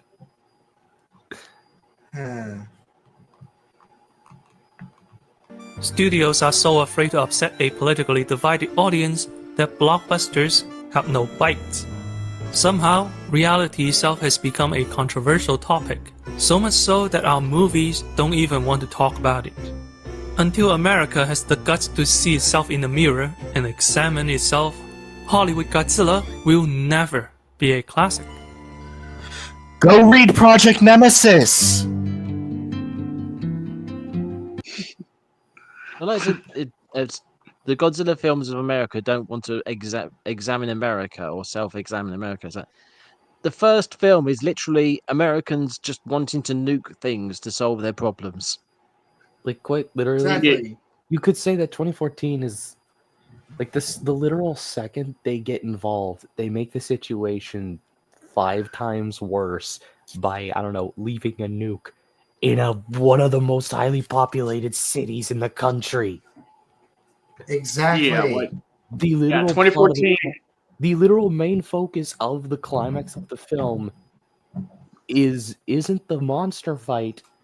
It's the military trying to clean up their own mess. Exactly. Now, Yeah. Condom is a been very more- similar thing. Now, Yeah. here's what I will say: are you like wanting them to be? What's the word I'm looking for here? What's the word? Cheese. What? Cianimous, what was that? Supercalifragilisticexpialidocious. I thought you said cheese, and I was about to make a Wallace and Gromit joke. Nut. Cheese, Gromit. I'm just crackers about cheese. You know, I actually have those Wallace and Gromit short films on my watch list for on Amazon Prime, so I kind of want to get around to those. I watched Vengeance Most Foul about like 2 weeks ago. It was good. Oh, I haven't seen that one. I need to see that. He said diddler, and it made me laugh way too hard on the plane. I needed to stop myself. I cracked up way too much at a stupid joke. Like it wasn't even played off as a joke. It just happened. Yeah, it's just a word. Yeah, because that has a very different context here. It has the same context, really. Ask Diddy. I suppose America's a bit more dirtier. Yeah. Oh yes. Yeah, I mean, in the broadest sense, 2014 and King of the Monsters are kind of like the main cruxes of like what goes on, you know, for the is essentially mankind like sort of like overcorrecting them, kind of like overcorrecting like whatever mistakes that they I'm about made. to make a weird comparison. Is that the way they go about it?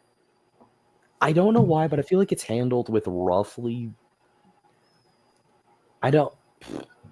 Maybe I'm about to say some stuff that I will eventually go back on, but I feel like it handles it while not being as.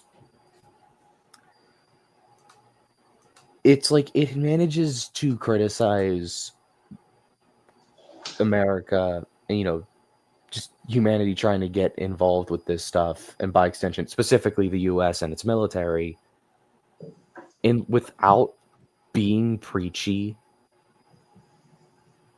much in the same way Minus One is able to criticize Japan without being preachy. Yeah. And I feel like, is that what you're... And I'm asking this as genuine questions. I'm not asking these to be rude. Is that what you're wanting? Are you wanting them to be preachy? Like, I'm genuinely asking that. Actually, hold on. Hang on.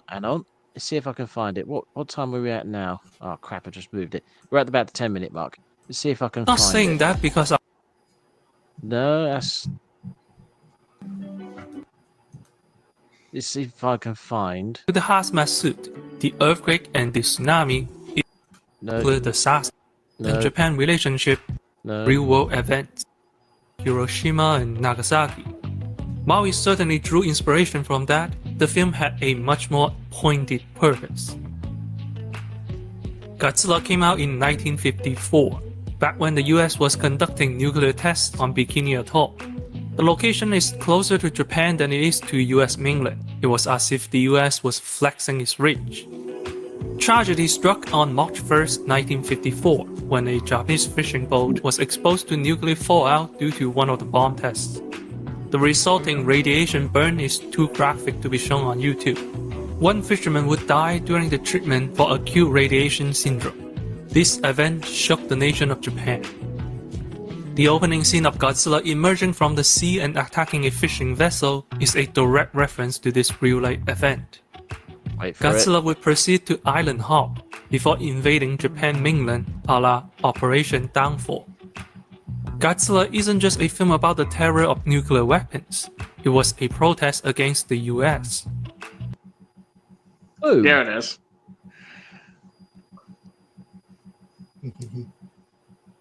What do you think, Kuru? Kuru? Hang on, I'm trying to process that for saying anything.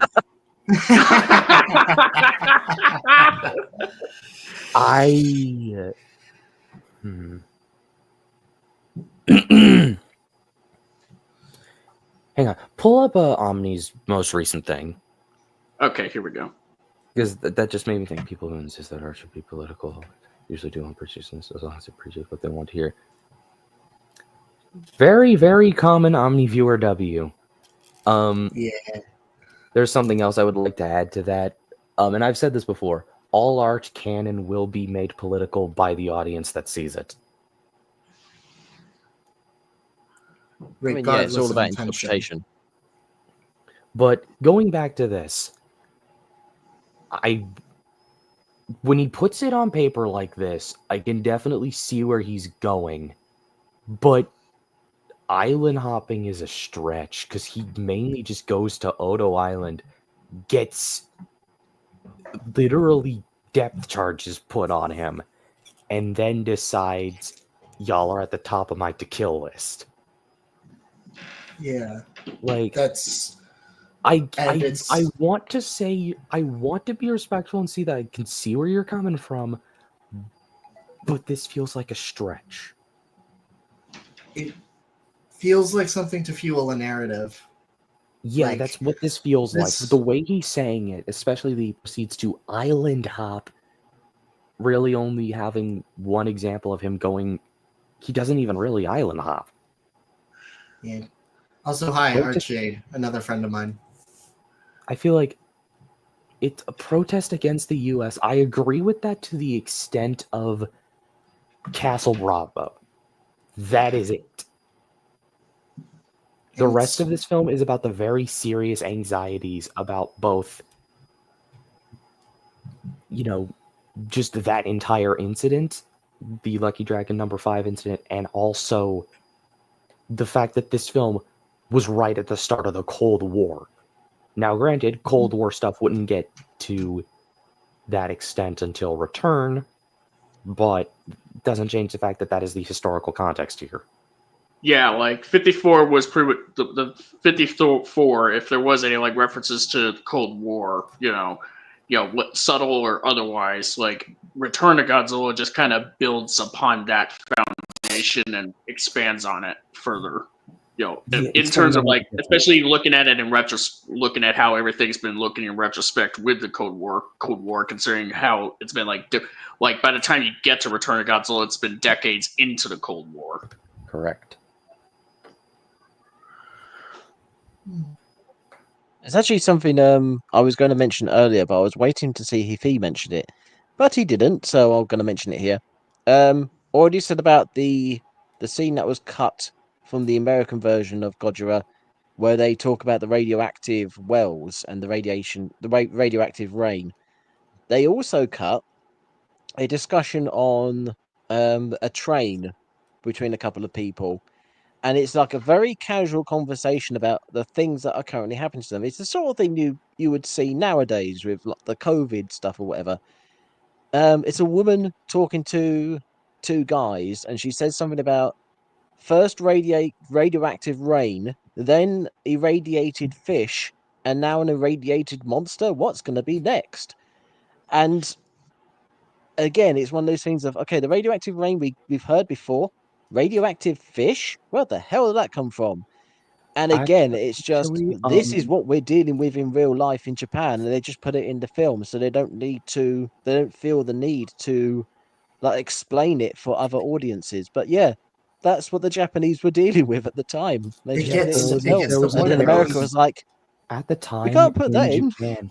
At the time in Japan, there was a very real concern about like irradiated tuna getting into the fish market. Yeah, but it did. Yeah, it did. So the concern was warranted. Granted, I've had that historical context for about as long as I've seen the Japanese version of the original Godzilla. Yeah, that's what. When I first watched it, I was like, "Oh, what is this?" And then looked it up, and it's like, "Oh shit!" Yeah, you learn something new every day. It's just one of those things of if you've only watched the American version, you wouldn't know that because they took it out of the American version. Yeah. Granted, the American version tried other ways of being thematically poignant. Raymond Burr. Yeah. I still to this day, I'm pretty sure it exists. I still want Gojira, but with Raymond Burr. Like, I just want someone to just have Gojira untouched, but you manage to add Raymond Burr in seamlessly. I'm just curious to see how that would work. You could probably do it. Yeah.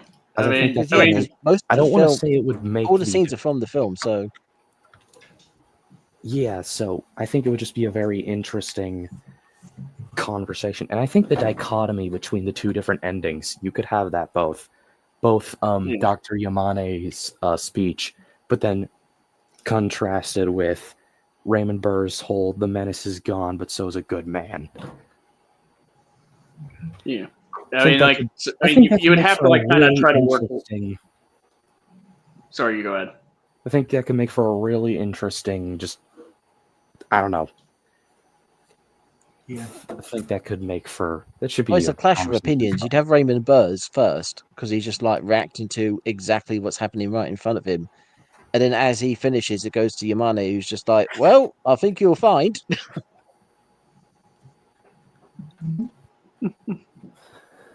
But in terms of like this guy's, what's this guy's name? Accented Cinema. Yeah. Accented Cinema. His spin of, this is about America and like this anti-American things. Like, the film is just the effects of the Castle Bravo bomb. It's literally the effects of that put to film. There was even complaints at the time, which is actually kind of similar to the Charlie Chaplin stuff, which again he just doesn't make the connection, which is kind of annoying. At the time, they complained about Godzilla in Japan because they thought it was basically using people's like reaction to the Castle Brava events to then try and make money out of it. Essentially, that's what they were complaining about with the film. It's kind of interesting that he doesn't bring that up. Yeah. I'm just curious about something, and now I don't know because I never heard reports of this. If I'm correct, -1 had very mixed reviews in Japan, correct? I think I've seen something about that, but I remember you mentioning like something like that in the EFAP Cottom stream. This is before I joined the show and ruined everything. But I just was remembering that, and I was just curious about that because, if they criticized Gojira for doing that, and -1, I think, received other criticisms. I'm just curious about Shin. Was Shin criticized for trying to capitalize off a disaster? I don't know. Reviews in South Korea. Yeah, because that's the thing. I've never heard anything about that in regards to Shin. And part of me doesn't want to say it, but it supports my narrative that the reason Shin is so popular is because it was Vindication. It was definitely popular in Japan, but in the US, like it's very mixed. Yeah, I I was just curious because I wanted to see whether or not. I just wanted to get that information. Let's go ahead and wrap this up. Yeah. Let's fast forward back to, I think it was the 10 Yeah, minute maybe mark, just I like think? just under the 10-minute mark, just right before the 10-minute mark. Not exact, but just under it. Audience that blockbusters have no bites. There we go. Somehow, reality itself has become a controversial topic, so much so that our movies don't even want to talk about it. Until America has the guts to see itself in the mirror and examine itself, Hollywood Godzilla will never be a classic. Thing is, Sorry. America has done that. Not just with Godzilla, they've done it multiple times. Cloverfield.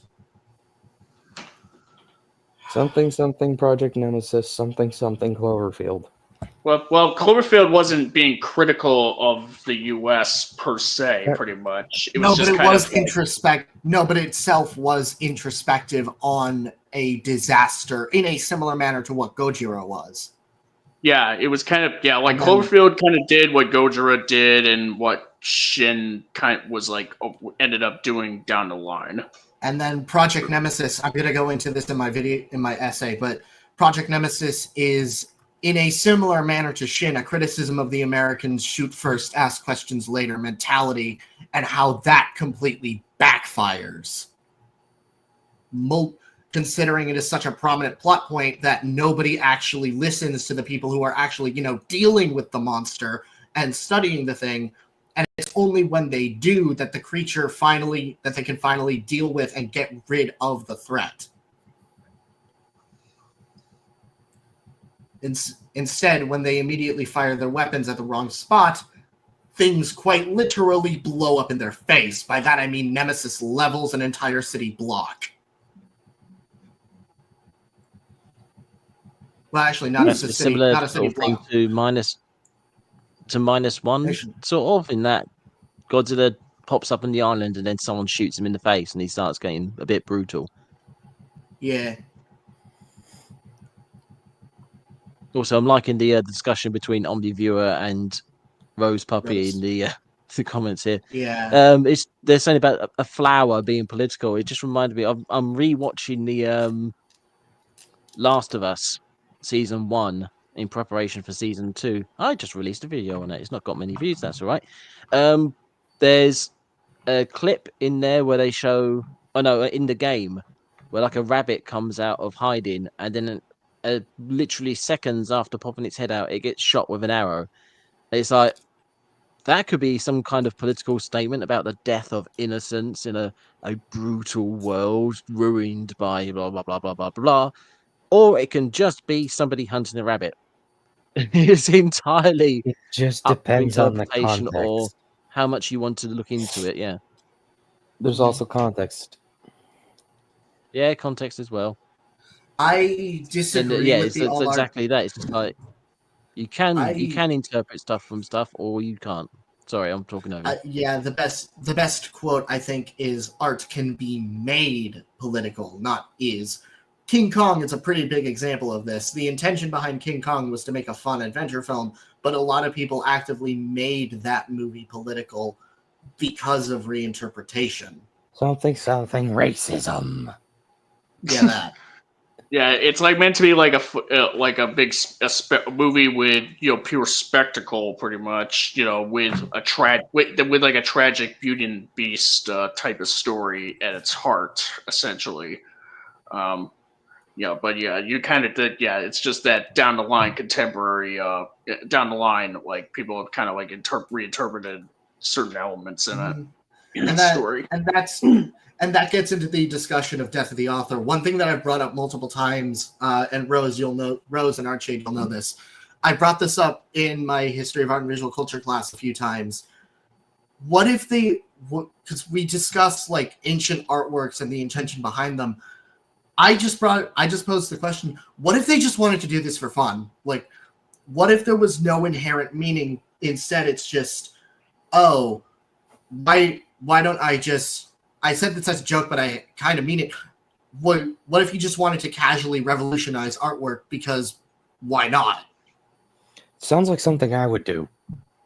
But like, that's something to consider. How much does death of the author apply in these instances? No, I think it's interesting to see what something could mean detached from whatever its creator was trying to say, but ultimately, when I'm judging a work, I'm judging it by what the creator tried to accomplish. Yeah. So did did Adam Wingard just want to have fun with GXK? Yes. Did I think it was fun? Yes, therefore I at least think it accomplished that goal. Is it quality-wise up to standard? Not really. No. But Nah, that not really. doesn't.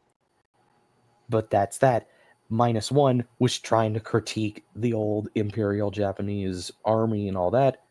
It succeeds with flying colors, while also, I think, being damn near flawless.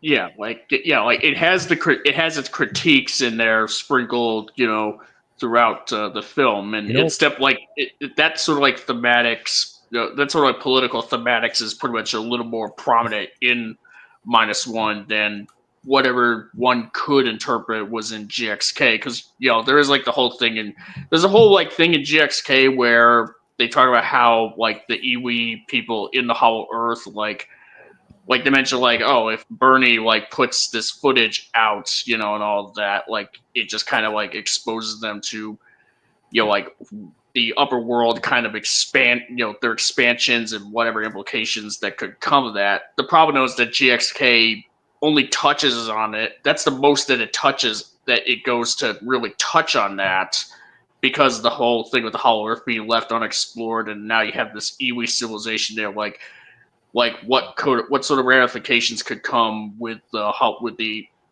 surface world, governments and what have you, like finding out about this stuff, like, and wanting to expand further.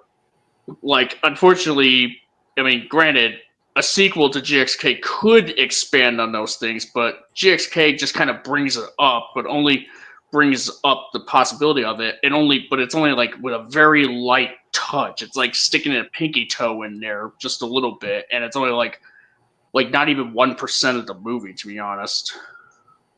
Fair enough. It's where's that whole point is just terrible. It's like it's almost like a teacher saying you need to include some kind of politics in when your you were saying story, that, when and you you say just do point that. when you were saying point that is like terrible, were you referring to the point I was making or the point GXK was making? Oh, GXK, absolutely. Okay, because I was just like, did you just asking for clarification? Like, are you agreeing with me when I said like that's just how I tend to judge works, or what? Just for clarification's sake. Redo your point again. I said I tend to judge works in regards to what their creator was trying to accomplish. Oh yeah, you can absolutely. There is plenty of merit to that in researching what the creators' viewpoints are on the world and their politics, and then seeing how they apply those to their works and whether you can get them out of them, how well they're applied, etc. There is absolutely merit to that. I do, however, also I like Death of the Author. I like being able to watch a piece of media and seeing what I can interpret from it, even if my messaging from it isn't necessarily what the creator wanted. That's what I got from it, and that's what I can talk about from it. I.e., in Godzilla, the bit where Godzilla sticks his head over the hill and roars, and I can't remember the girl's name now, somebody, Emiko screams. I got a really good, well, I got an interpretation from that of like the old world, like crying out in rage at the new world threats, like the all the honor and traditional, that lot is being quashed by new world stuff, and then the younger generation who's now growing up in this age is now like screaming like in fear or anxiety of what the future might hold for them in this nuclear age. That's what I got an interpretation out of that scene from. I remember putting that somewhere and somebody saying, "I've never heard that before." It's like, oh, cool. Yeah, it's like a neat little interpretation there, but yeah, it's a neat little interpretation that's pretty valid and actually does kind of more or less line up. Really, like the dots are Yeah. there, But is it and what the they line up well. It's just that whether or not that was like the intention that Honda or in the writer room, pretty much intended for for audiences to get from that particular moment. That's neither here nor there. Pretty much, like it could just be a scene. It's like Yeah. a well-made work will often allow for interpretation. That's why films like GVK and GXK are so hard to get messages out of, because they're badly made. And then you trying to get a message out of them is like, even if they have a message in there, like Jaya saying, "Oh, I don't fit in school," even though the film specifically says she has friends, but she's only recently like grown distant from them. It's like, even if it has a message about like cultural displacement and forcing cultures into like modern society or whatever, it completely just steps all over that. Yeah, it doesn't. Yeah, it like if it did try to touch on it, it just didn't do it all that well. Because like one could even then at that point you're just kind of left with the fallback of like, oh, Wingard just wanted to make a fun movie that throws back to the late Showa era. And I mean, as Rooney kind of mentions in the chat, it's like if you just intended your movie to be fun spectacle, but someone just found it to be miserable, then it's like, where do we go from there then? That is just, Yeah. You spend hundreds of millions of dollars on a film to like go, hey, look, fun. It's like big fun, colorful. Yay. It's like, couldn't you just spend that money on fireworks? Yeah, I mean, like, we could tell you tried to write a script, pretty much. You're trying to tell a story, with some thematics here in there. Like, you want us to get something out of it beyond just, hey, look at giant lizard and giant monkey team up to fight other giant monkey and giant lizard. It's like there's something here. But like the execution in the details, in how the plot's playing out, and how it lines up with the rest of the series up to this point, or lack thereof of being able to line up. It's like it takes audiences out of it. Now, your mileage may vary. Like the plot holes and everything like that can take you out of the film. It may not. That's that's kind of where that's kind of where like how you personally feel about the movie kind of, that's where the separation sort of begins between how the movie made you feel, whether it made you have fun or not, and how the movie holds up from a writing standpoint, and whether or not it succeeded in what its story was trying to do. That's the other side of the conversation. That's the other conversation.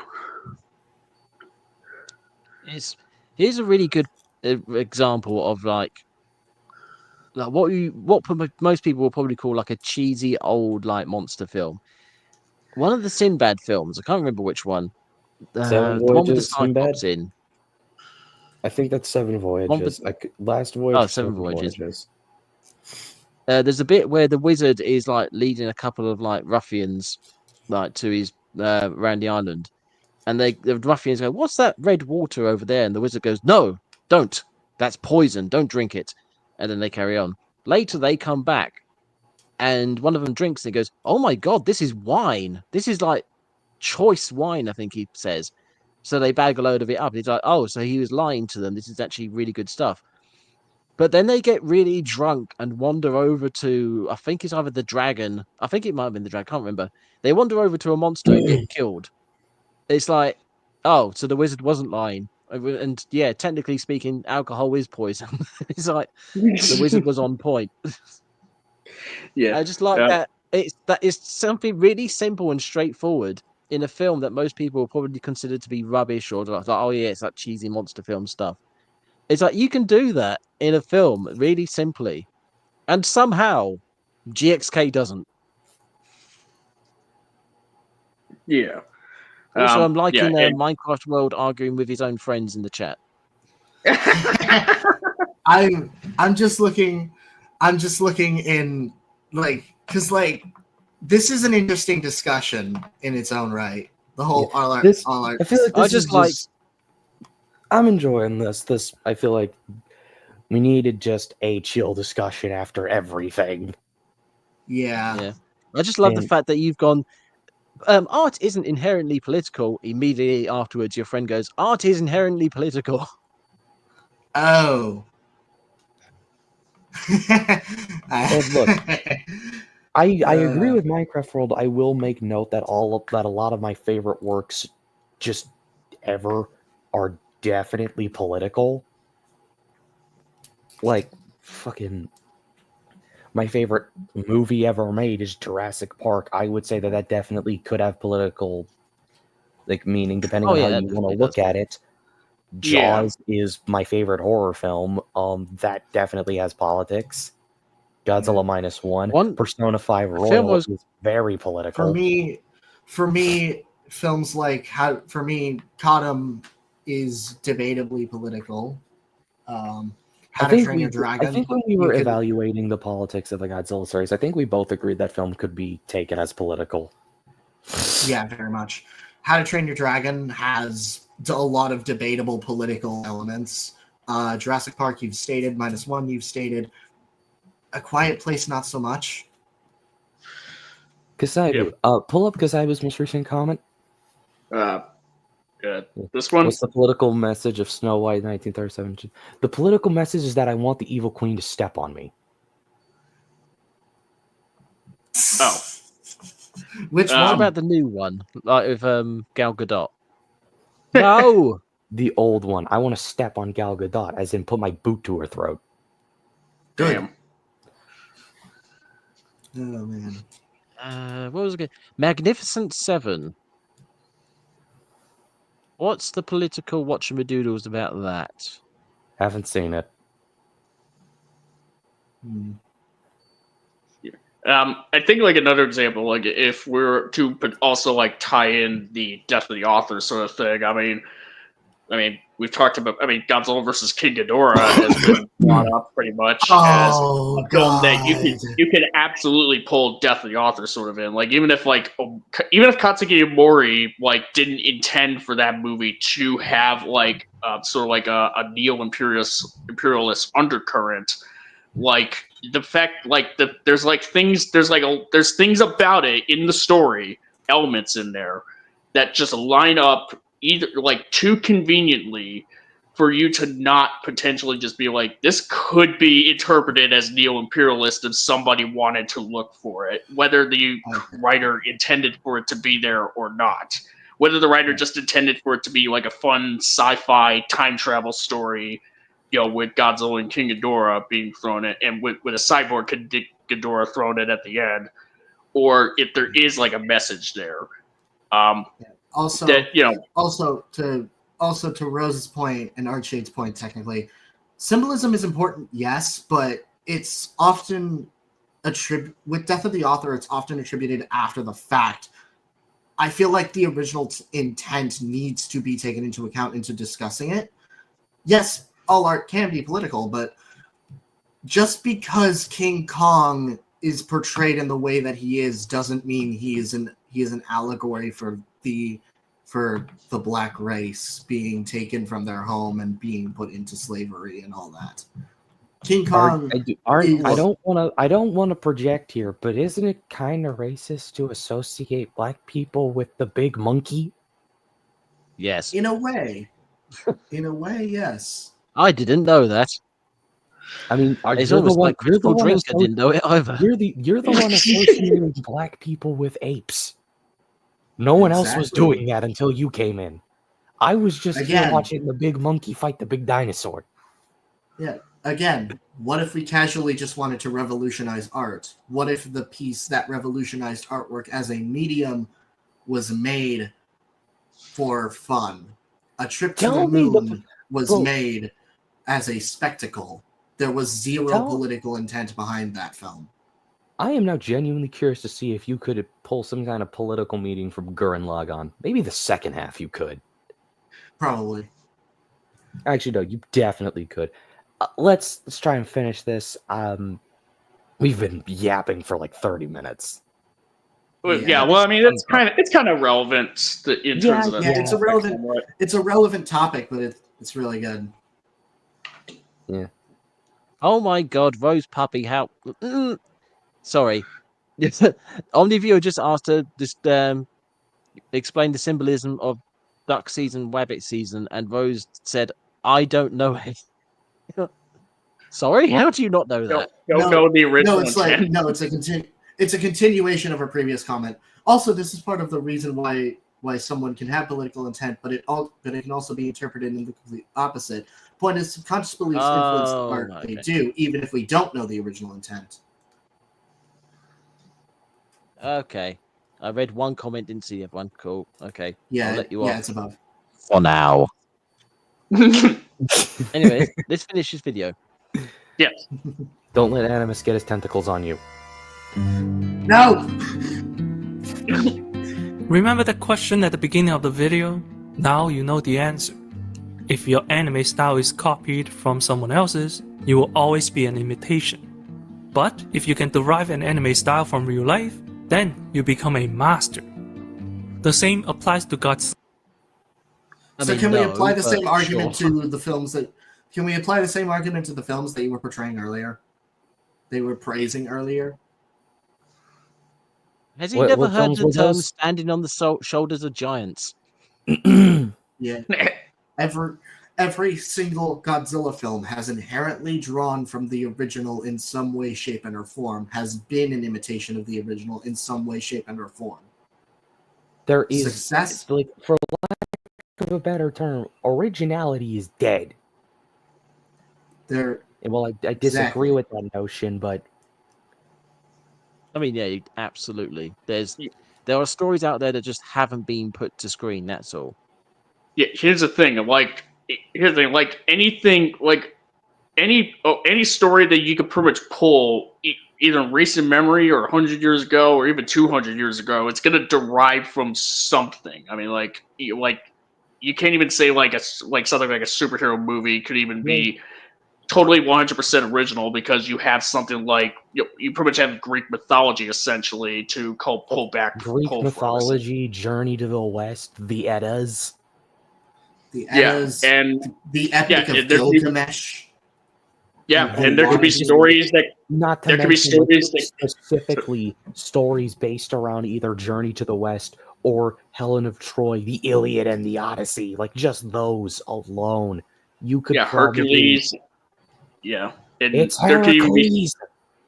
There could even be stories that came before even those that haven't even been documented. So we can never really Mesopotamian myth. Just some read the journey. Read the Epic of Gilgamesh, and then read the Epic of Gilgamesh. Then read the Odyssey. It is astounding, the similarities. I still need to go through and read the Edda. I think I have the Poetic Edda. Nice. Should really give that a read. Chaos Camp cost.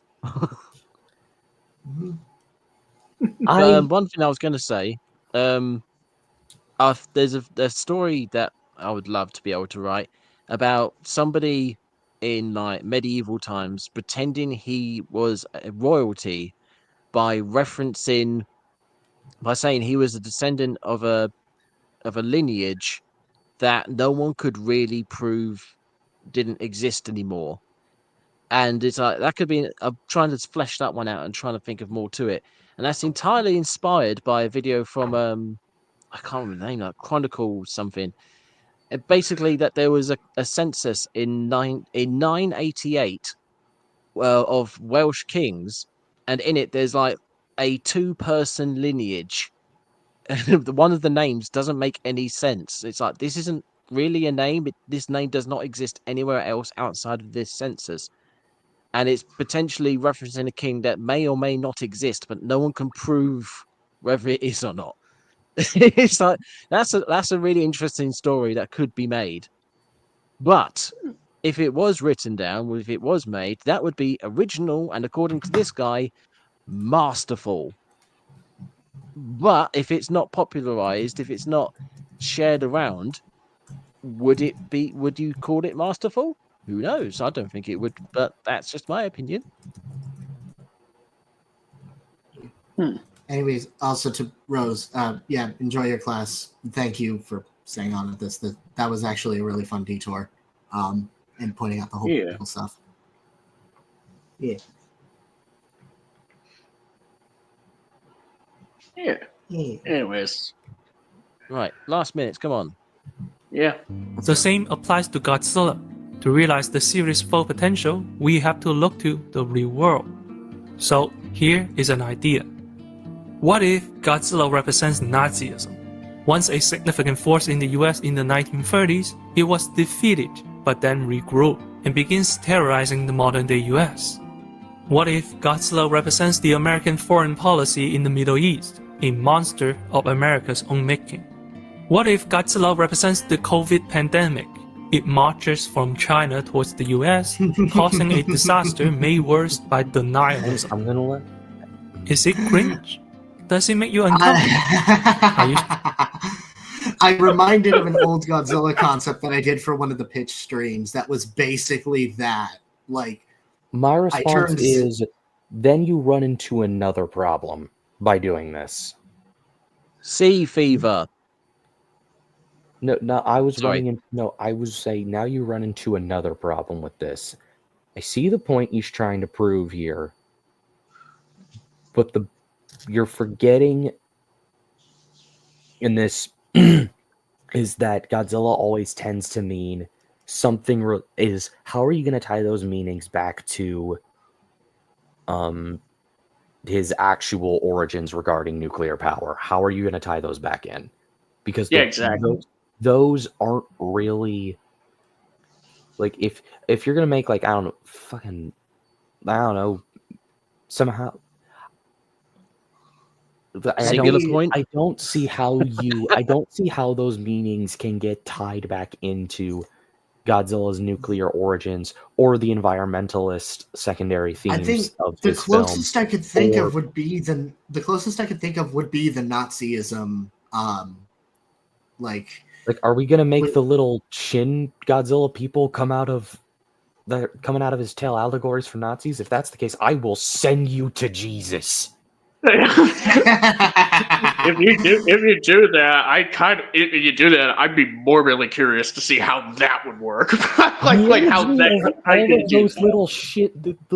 The imagery of all those little Shin people doing the fucking salute, that would be something to see. That'd be insane. Stepping down the streets of Tokyo, yeah. Oh dear God. Oh my God. What happens is that the creatures fall off the tail. Really? And then to try and keep them under control, they build a wall. Certain people build a wall so it segregates one part of the city away, and then the people on the other side who are stuck with Godzilla start protesting. Like the Berlin Wall.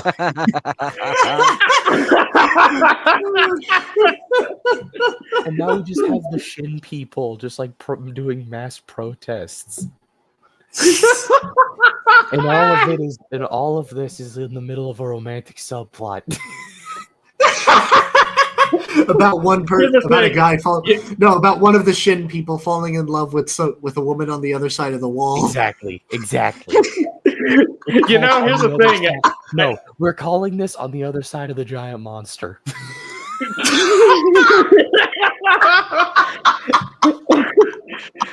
You know what's funny? The thing is, they can't even. The Shin people probably wouldn't be able to learn this. The Shin humanoid creatures wouldn't even be able to learn that the salute in particular, because Shin Godzilla's arms won't even be able to, or can't even function properly, so they won't even be able to do the salute. God. I've just thought of it. Shin Godzilla is an allegory for the death of Nazism in Europe. But then as he's sitting around, people start complaining, oh, he shouldn't have been treated like this. Is cruelty to nature and blah, blah, blah. So people start trying to, they praise the corpse of Shin Godzilla and, worship him and all stuff. Kind of like neo-Nazism in the modern world, how there's neo-Nazis who praise the Nazis of old and people complain about them. But slowly but surely, the influence of the neo-Nazis, aka the Shin zealots, starts building the building until eventually they reawaken either the creatures on Shin Godzilla's tail or Shin Godzilla himself, and it's too late. They realize they've unleashed a monster back onto the world, just like you might accidentally re-release Nazism back onto the world, and then chaos ensues. There you go. Oh shit! Absolute Why did you cinema. actually cook? Well, it's made around the Shin humanoid, so therefore I'm not down with it. But yeah, Just imagine like the Shin humanoids falls off his tail, and you've got all these Shin zealots standing around and go, "Yay, here he is, wonderful!" And then it eats one of them. no, And they go, no, "Oh no, no, no, shit, no, this was no, a bad it's idea." just like, no, it's just they all start celebrating, and the only but then they all watch an Oz that speaks, and it just says, "I am Steve." I am Steve. And the rest of the film is just documenting his everyday life as he works in an office building.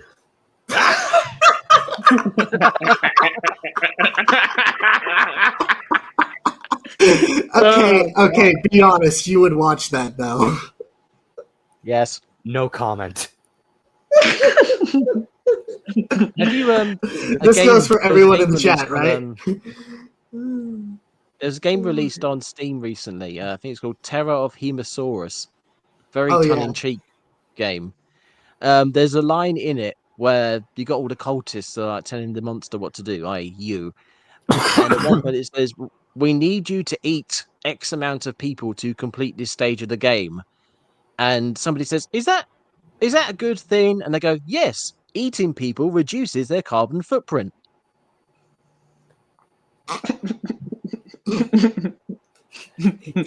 From what I've gathered, that game is just 100% just drenched in satire, and I love it. Yeah. I still need to go It's a and very play good it. game. I'm currently playing Persona The fact 4 that you got a on child some at one point saying, "Please eat me," or "Don't eat me, I don't mind." I need to play it. I need to play that game. funny. It's quite fun man. and funny. Oh my Yeah. goodness. Anyway, let's finish this video. I think we actually are Yep. at the end now, but yeah, let's get to the last. We're beyond the third half. Strong enough to think about the hard questions in life. Oh, It's over. That just ends with the question. I'm like, what would you want Godzilla to be a symbol of Nazism or something? No, because not unless you can find a way to actually tie that back into his nuclear or environmental origins. For God's sake! Oh even no! Monster I know. does that. I just find it funny that that the questions that this discussion we had about those hypotheticals. That's how this video ends. It's like having us entertain those questions. I mean, Uh, we kind of just turned it into a joke, which is kind of what we should be doing with Hitler and the Nazis. Exactly. yeah. It's over. Pretty much. Yeah, his I point wouldn't- was not many of his points were good. It must be said. Yeah, I can, no. at least for the bit of the video I saw, I can see the point he's trying to make here, but I just think in general feels fundamentally flawed, and very much a lot of his points feel drenched in bias. Yeah.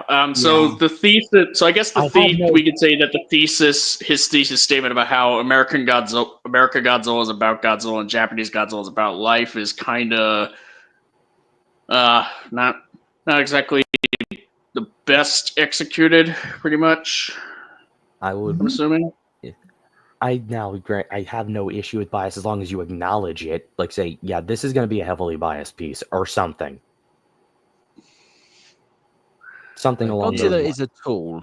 Godzilla is a tool to be used. It can be used well, or it can be used badly. Such a tool And bag. there's various examples over the years.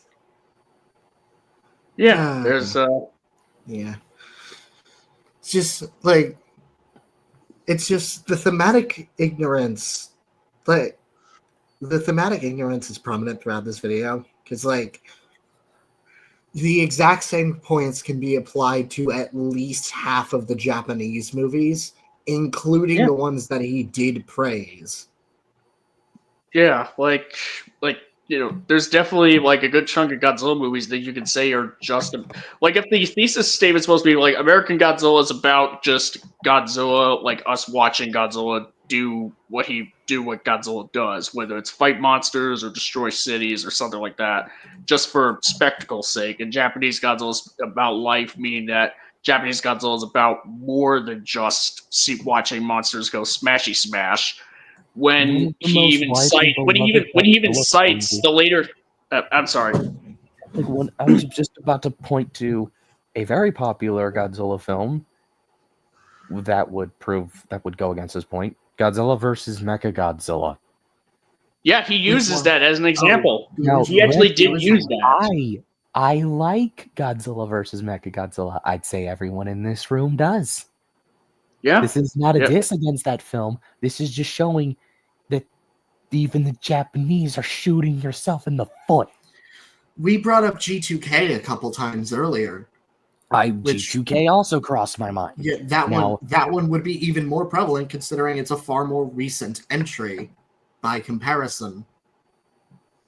Yeah, and besides, like American Godzilla, like you could could be about life as well. When you take into consideration that 2014 and King of Monsters are kind of about kind of tackle things that in their own way, and they're in a way that's not as overt. Exactly.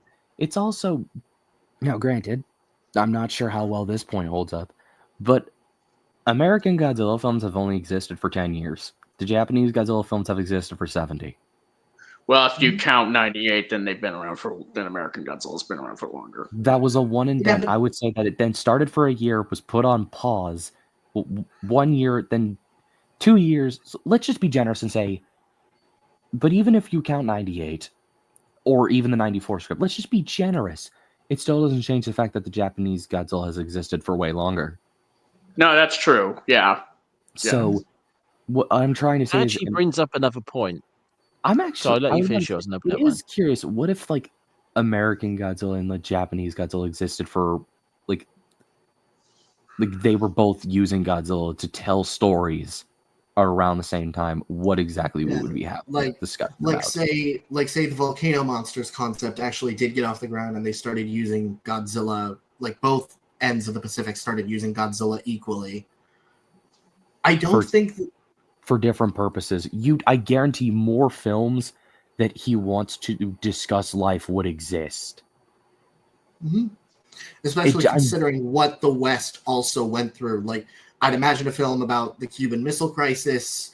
That would be a big one, actually. Let's see. The Soviet Union would definitely be there. Vietnam. 9/11. Oh, 9/11, yeah. Yeah. You'd get a lot. You get a lot of films, and then you probably get an equal split on just fun, campy adventures. Because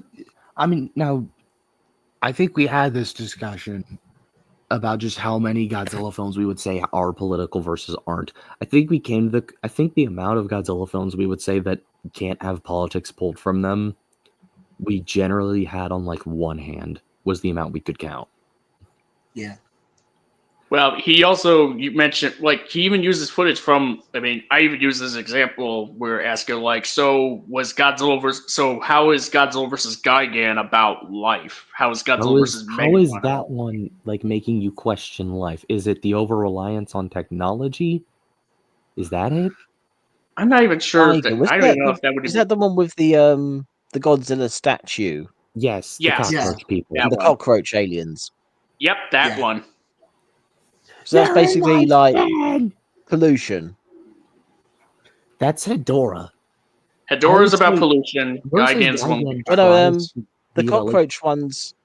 Wasn't it the cockroach aliens polluted their planet so badly they killed it, so they came to Earth to then take over Earth? Let me find out. I don't check. remember. I think Let me check just to make sure. Let me check just to see. It's been a very long while since I've watched it, but I'm sure I remember. I think that's what was it. Obviously, the homework monster and strict mother monster raised many questions. I remember seeing that in Hedorah. I remember that someone's drawing a monster, and he's like, "Hey," it was almost satirizing the Godzilla franchise by having somebody draw a monster that is essentially here is a thematic monster. No, that's Godzilla versus Gigan. But it's Was it? It's Oh, more or shit. less Godzilla lip vs. service. Gigan starts with a guy who is like a comic artist, and and he's like a manga artist actually. Yeah, freelance manga artist. All right, let me see. Oh, Okay, here. All right, here it is. The Nebulans, a race of cockroach-like, and this is from Wikipedia, by the way. They plot to take over the cockroach aliens. Plot to take over the Earth as their home planet in Space Hunter Nebula. Was destroyed by pollution from another race native to the planet, which destroyed itself in the process. So it wasn't even them; it was just like another race on their planet that they were coexisting with until they weren't. Oh. Like another race on their planet kind of polluted the planet. Granted, that's Wikipedia. I am not taking Wikipedia at their word entirely. I probably give a rewatch to versus Gigan at some point. But yeah, well, I mean, if they coexisted with this race on that planet, whatever it is, like some member of their planet, whether it's like well, I don't know, like if they were just like planet mates or something or whatever, it was basically like beings on their world that was responsible for the pollution. That's why they had to make the exodus. I could have sworn it was like I knew their planet was polluted through something. Yeah. Yeah, I think it was some. Yeah, but I mean, granted, that's probably. I guess it probably goes to show like how minuscule of a detail that is in that movie. When we're trying to figure out whether or not it was even there in the first place.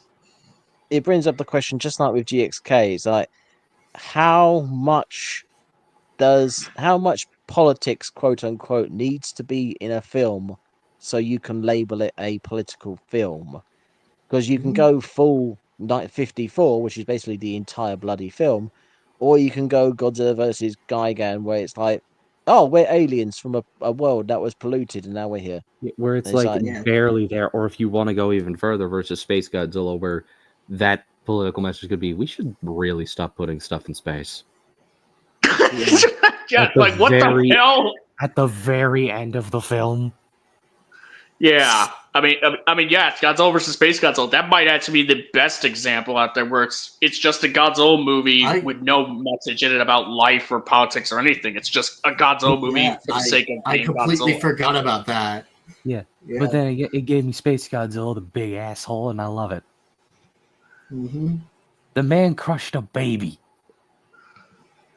Yeah, it was epic. I need to read that comic. The point I was going to make earlier, when you started talking about how long Godzilla's been around for, we are talking about, like, we've had Gareth Edwards, Michael Dougherty, oh god, his name escapes me now, but the current guy who's currently annoying the shit out of me. Wingard and Spator. Wingard and upcoming Spator. Wingard, Spator. We've had all these different directors, and they're all doing different things with the MonsterVerse, although some of them are doing better than others, obviously.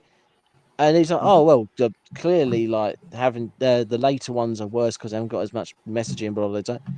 How many directors and whatnot have been in all the Godzilla films? Just how many ideas and viewpoints and motivations and thematics and whatnot have been put into all these different Godzilla films to blanket statement say all these Godzilla films are this, when there are so many different people making them? Yeah. It's like you have Ishiro Honda, Jun Fukuda, Yoshimitsu Banno for the Showa era, and then I think a couple others that I may have missed. Most of Honda's films were political, absolutely. Jun Fukuda's films were kind of made with just being the intent of just kind of having fun. Yeah. And then Yoshimitsu Banno went back to politics, and that's kind of it. Yeah, and there's also the He's director for Godzilla Raids era. Again. There's also the director of Raids Again, who is someone else entirely. I Who- forget his name. But Yeah, poor guy. Yeah, but even then, Raids Again wasn't really political. It can be interpreted as such, but it wasn't really that. It wasn't really explicitly meant to be political. For the Heisei era, those were all roughly one director, right? No, there's one director did Return to Godzilla. Katsuki Omori did Biollante, King Ghidorah, and Mothra Battle for Earth. Takao Okawara did Mechagodzilla 2 and Destroya, and there was another director that did Space Godzilla. Okay, and so Omori definitely had some semblance of political intent, at least with Biollante. And Omori also wrote Destroya. So Omori probably had the most. If you really want to go there, he was the Honda of the Heisei era, I guess. Yeah.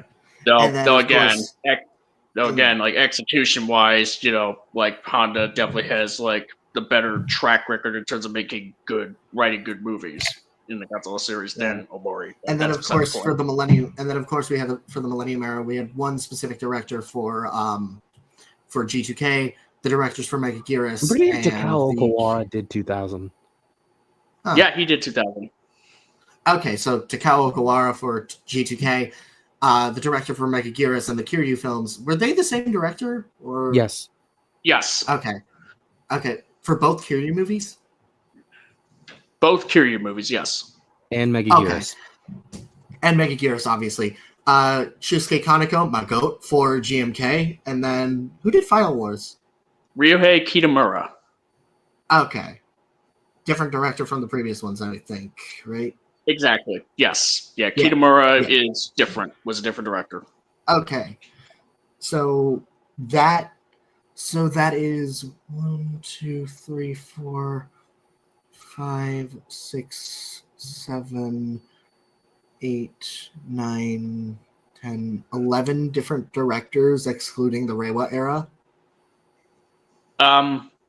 Okay, let's see. 1, 2, 3, 4, 5, 6, 7, 8, 9, 10. Yeah, 11. That sounds about right. That is 11 different directors in comparison to, and let's count Roland Emmerich in this because why not? 5 Let's for the just make West. Zim just spin in his grave.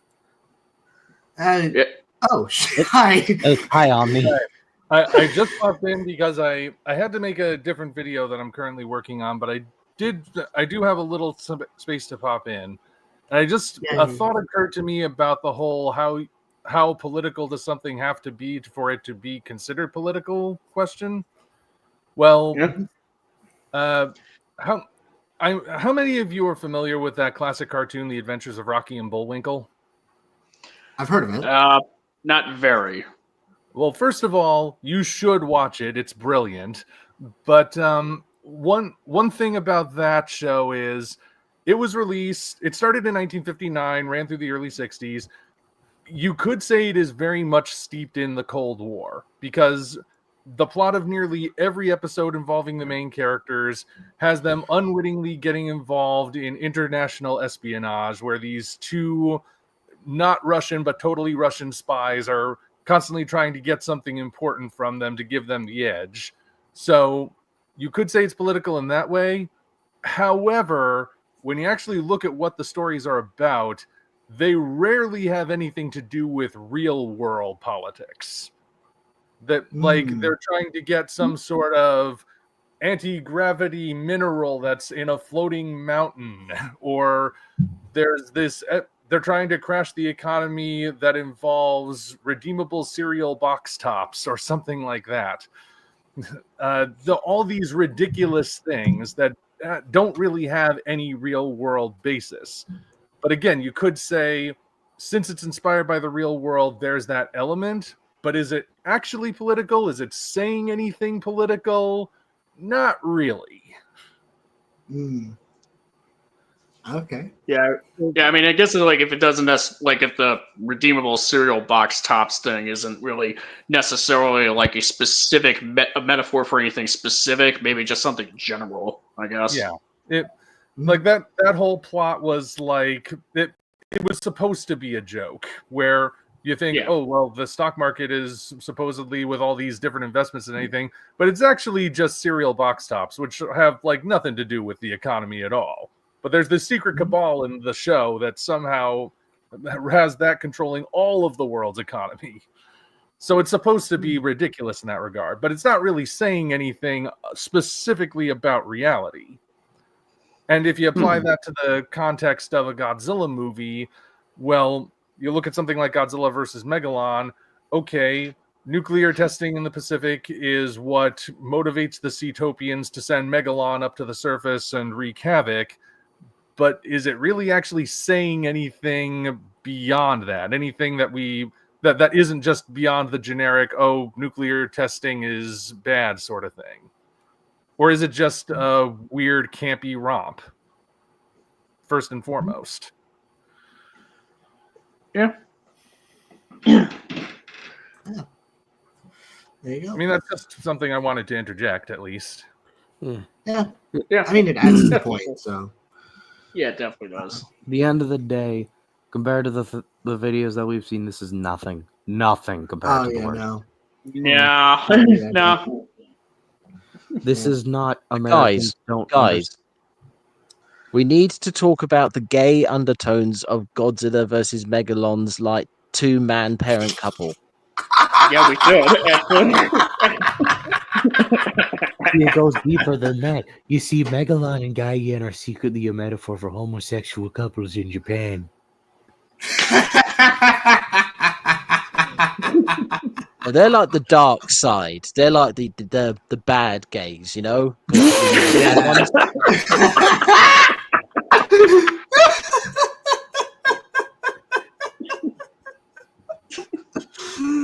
That is insane.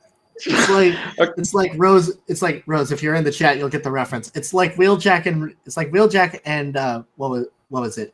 Frick, I'm forgetting the name.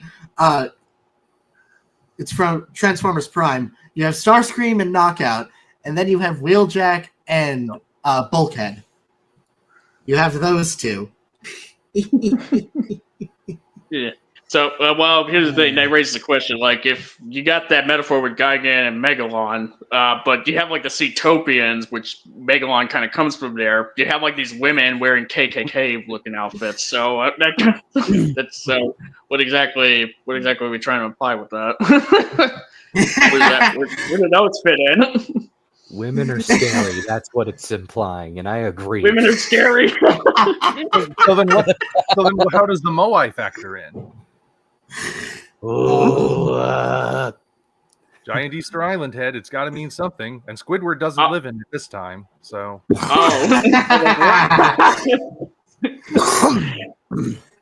That's a yeah. I mean, Godzilla, Jet Jaguar, and the two guys and the kid. They pretty much represent gay rights, and Gigan, Megalon, and the Seatopians. They pretty much represent the anti-gay rights. That's the thing. Yeah, except it's also a commentary on them saying, yeah, but those who oppose gays are also secretly gay themselves.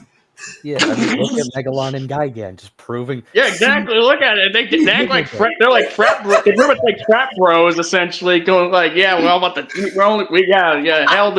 the gays and all of that. But they're just like, Megalon's like skanking himself. I am so mad we're doing this after April Fools. That would make a really funny April Fools essay. The gay undertones. I should have done that. I really should have done that. Oh my god! Wait! You can make the argument. You can make the argument that Jet Jaguar is a pride flag too. Yeah. Oh yeah, that's been done before. Man, Godzilla's been woke since 1973. He's been woke since '54. Damn it! That is when the bomb woke him. Yes. I probably woke my roommate by accident. Oh man. brother. I need that as an April Fool's essay. I'm so mad God. it's not. I should have done that, but I was so busy That would before have been that. so funny. I want to make the Nazi Godzilla video. Yes. Yeah, do it.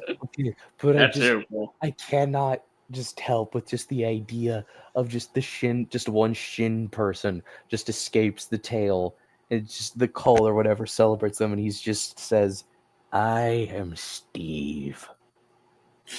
And the rest of the film is just Steve trying to fit into normal life. He's just in a car. We see him just get. Honey, you going to bed? Yes, dear. Coming to bed, honey. Yes, dear.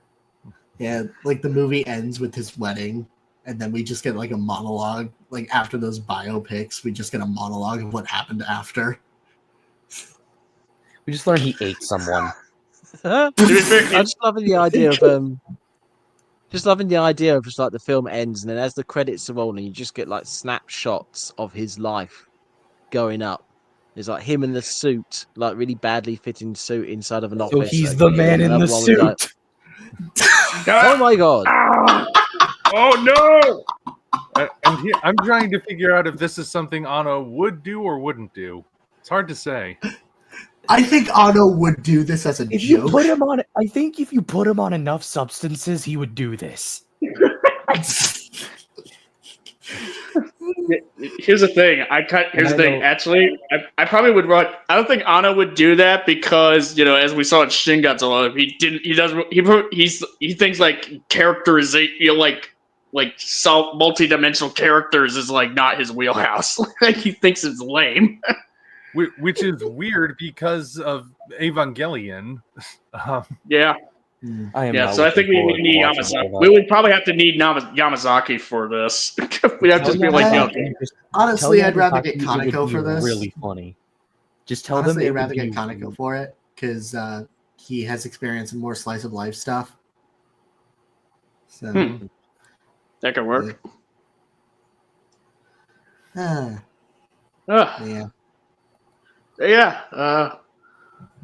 Life, Godzilla. Oh my goodness. Makes sense. I'm trying to figure where else do we go from here now? Because we just done the video. Y'all want to start Little Platoon early? No. No. No. It's... Who wants to rewatch EFAP? No. Oh no. Oh, which one? No. Yes. Which one? How about now? Adam, do y'all want to watch an Adam Does Movies video? Oh God. And with that, I'm leaving. I am not giving Adam another second of my time. Oh, hey, I wonder if you... Oh, hey, Adam just watched Shin Godzilla. No. Yeah, hold on. Yeah, it's like, so Omni, I don't know if you caught like any like my super cut of like the Adam Does Movies Nosferatu stream. Like it's just kind of it's a bit of a long one, but piece by piece you'll be able to get through it. Twice the length of the actual movie. Oh my. I'm assuming the new one or the old one? Yeah, or the new one. No, it's the new one. The Eggers one. I'll check it out. That myself. Twilight for the film fanatics. That's a thing that he says. Wow, that's even worse than thinking it's an adaptation of a SpongeBob character. Minecraft World. My favorite one from it still is it's not scary because moustaches aren't scary. Yeah, that was crap. Minecraft World. Lily Orchard made a Godzilla video. Oh hell no! What? I'm joking. Oh, okay. I was about to say manifested that. You have manifested that. I probably manifested a video tomorrow about her tackling the Godzilla 98 show. Yeah, apparently there's like a movie. It's like a movie that like a horror movie that like nobody really talks about. So this might be the first time it's ever mentioned in years since it first came out. But there was like a horror movie called The Apparition where I think maybe like the trailers like just made it detailed like we can make a ghost or some demon or something like that come to be created essentially if we believe it exists.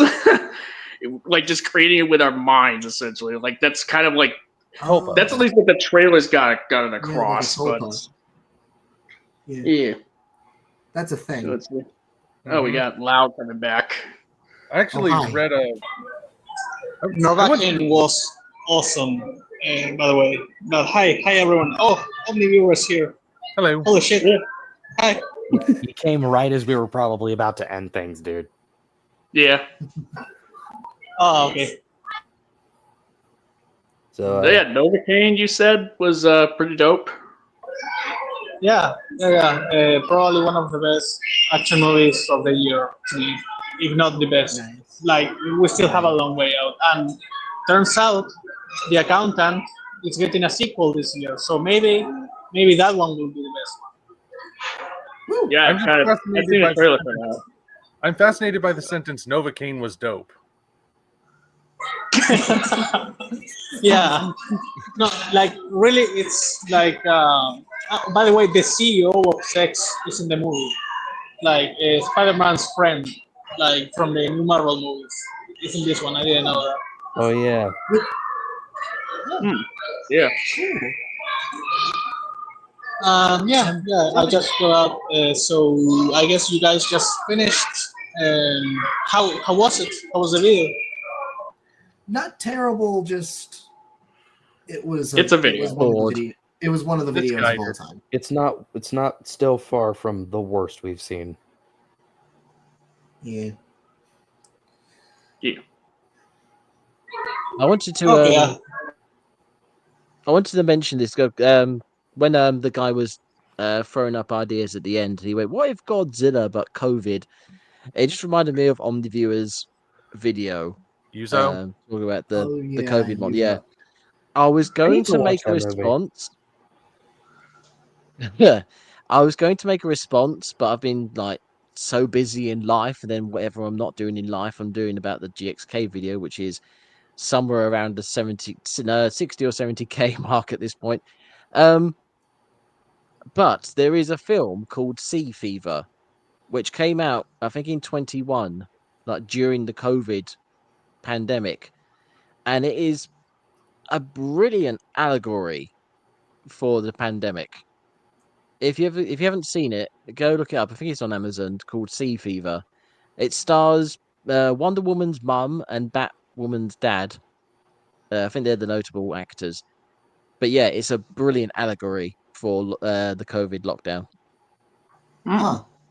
Interesting.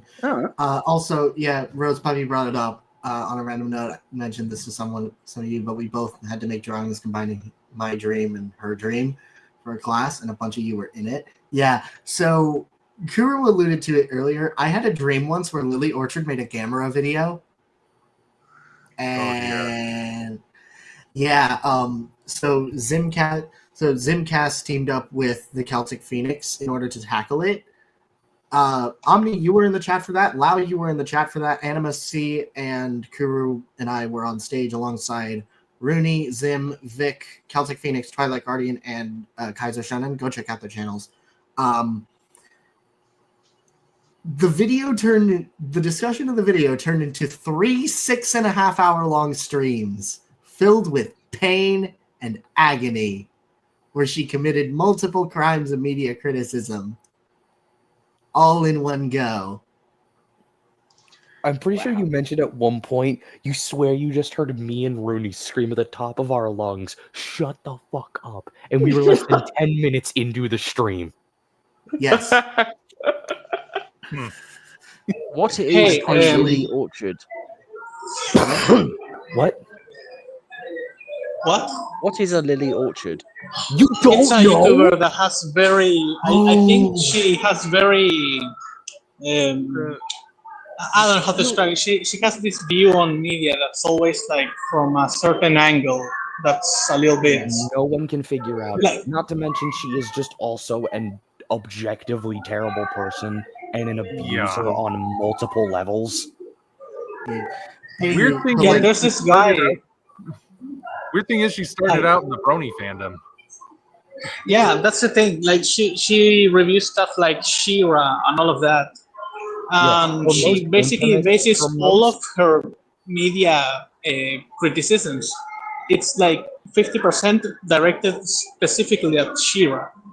And she's like, I hate when shows do what She-Ra does, but in other words. And so everyone is like, no, what type of shows are you watching? And it's like, she is. if you don't know, She is infamous for making a 5.5 hour long video on why Steven Universe is terrible. And here's the kicker: she never even watched the show.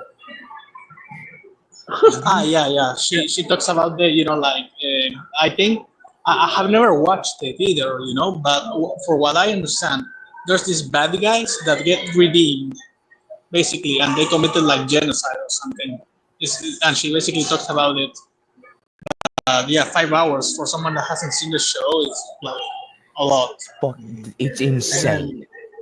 I didn't finish the thing. I didn't finish my part. Did you guys say that she made a Gamera video? Just to be clear. No. I had a dream that she made. She had a dream. I wish it would be so fun to watch that. Oh God, I would be down. I hope I manifest that just for the end game moment. But Rose's dream was that her and her father getting attacked by giant red ants, which in a way made my job pretty freaking easy because ants serving as Orchard's army. They're the Chitauri, pretty much. Yes. Another thing Lily Orchard was known for was posting a list of like 100 or so different things that writers should and should not do, and it was painful. And that's the thing. I think like a bunch of those were directed at She-Ra. Yes, that's the one I remember. It was either She-Ra, Steven Universe, or the Owl House. One of those three. Or Legend of Korra. Avatar: The Last Airbender, Legend of Korra. She took it down, although people have archived it. And Celtic Phoenix did 3 live streams on the thing. If you're crazy. Freaking crazy. And also this other guy, the one that also made some Godzilla videos, Anthony something. Yeah, that one. He also had a lot of beef with her because she seems to be a little bit obsessed with him, and she's trying to send her viewers to attack him or something like that. I think that's what has happened a couple of times because he also criticized her. So she's really aggressive apparently towards people that have an opinion on her. Yeah.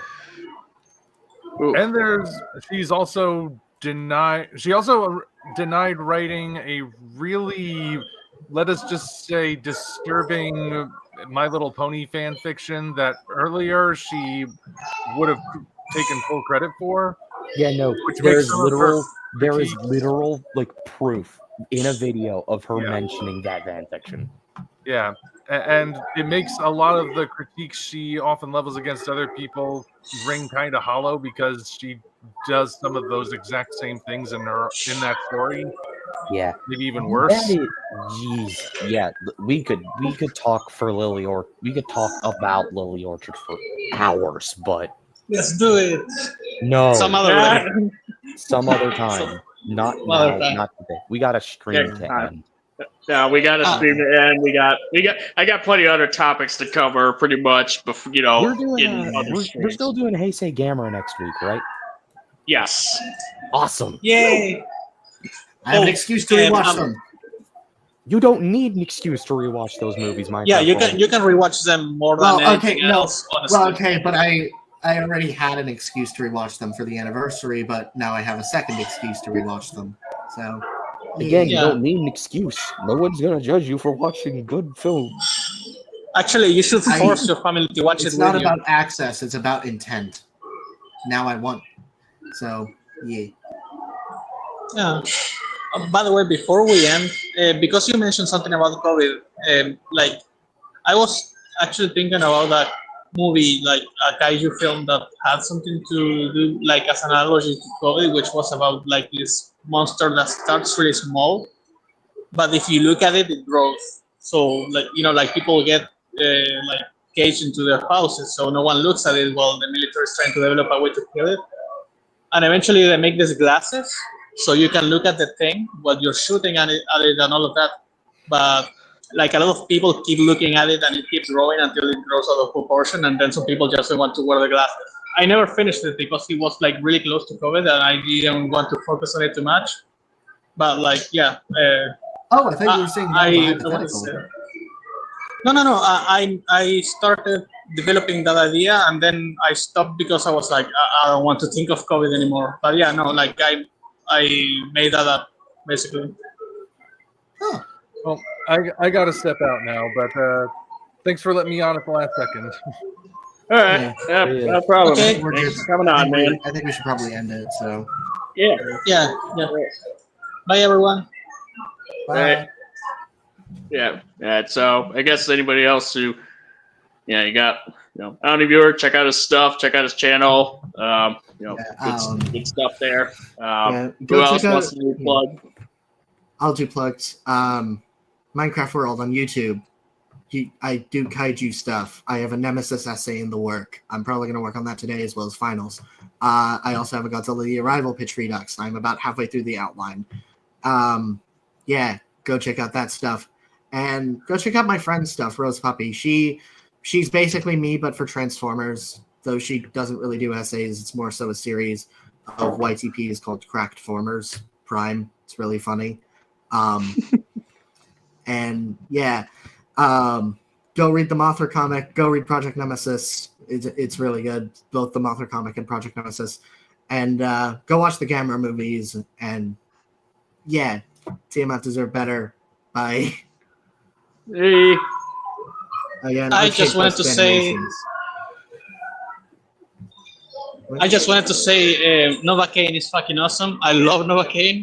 You should watch the movie. And yeah, that's all. Have a nice day, everyone. Bye. All right, bye. Who's next? I can go next. See Animus on YouTube, see Animus on Twitter, possibly Blue Sky if I ever get round to it. I've literally today released a video talking about my expectations and worries about the upcoming Last of Us Series 2. I might actually make another video for tomorrow as well. I shall see. Still working on GXK. Jesus Christ. That might come out this year. Who knows? Otherwise, yeah, just catch me on here whenever Sea Monster is covering something that is related to Godzilla or I'm just interested in, as he slowly but surely attempts to kill me video by video. You'll be dead after Platoon. Question. Are you subscribe to Sea Monster if you're not already? Six subscribers. That's all we need. Yeah. Oh Lord. Yeah. Just a curiosity, Cinemas. Are you interested in checking out the Heisei Gamera movies? Because that's what the next stream will be on. I think I've watched them once each. So if you need a refresher, they're all on Tubi with the Japanese dub, with the Japanese versions. So Tubi? Yeah, it's a free streaming service, or they're all on YouTube in English. Okay. If you have Prime Video, they're all on there too. Yeah, that's how I've been watching them. Yeah, I've been watching them on Prime Video. So, yay. Okay, I have options then. Cool. Yeah. Nice. Yeah, I'll probably join you next week then. All right, cool. And Kaiju Kuru, I suppose you don't really have any plugs, or do you? Do you have recommendations at least? Go watch Gurren Lagann, go watch Lego Monkey Kid, go play Persona 5 Royal, go read Project Nemesis, and That's all for me. All right. Well, this has been your host, the Sea Monster. Once again, thanks to everyone for coming on, to listen, to join the stream, and what have you, and so on. Subscribe to my channel, Sea Monster Essays on here. Follow me on Twitter, Sea Monster. I'm working on a video on GXK myself, though it's probably will be done before C Animus gets his done, pretty much. Just kind of seems Almost that way. certainly. Oh yeah, yeah, but yeah, it's like it's in the editing process right now. So yeah, like recording's been done, so just kind of putting all the pieces together at this point. And as far as like other projects that are to come, other streams that are to come, obviously next week I'll be covering the Heisei Gamera trilogy. After I go through watching that. To prep for it. And as far as recommendations, go watch Nosferatu 2024 because that movie is bitchin', that is for sure. Trying to think what else. Honestly, yeah. I'll just throw in I would also recommend at least like the first 3 Gamera movies from the Showa era. Especially Gauss, the one with Gauss in it, the introductory film, Gamera versus Gauss. Yeah.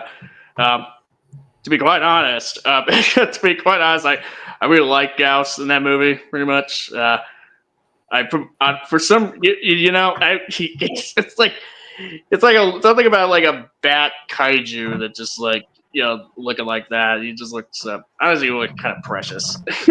Like. Yeah. I don't know what it is. I kind of want like a mini. I can't help but think I just want like a mini version of that as like a pet. Just like going around going. It'd be adorable. But it shoots you with its mustard gas nipples. I forgot Gauss has that ability. Hey man, Hey man, he'd be a good substitute for a fire extinguisher. That's for sure. Yeah. Context Animus. So, Gauss in the original film is hurt from sunlight. Like gets hurt from sunlight. So to protect himself, he shoots a gas from his chest in order to shade himself. And it's a yellow gas. So there's also he doesn't like fire in general, so as well. So he uses that, which and Gamera loves fire. Gamera kind of eats fire. I know that's in the Showa era where they were able to. He still does that. He still does. In their Heisei films as well. Like there's a point where he gets like dropped on like a factory and eats the explosion. Yeah. Okay. Well, there is that. All right. So. But anyways, that time to close it out here. Thank you all for coming. All right, see y'all next time. Ah!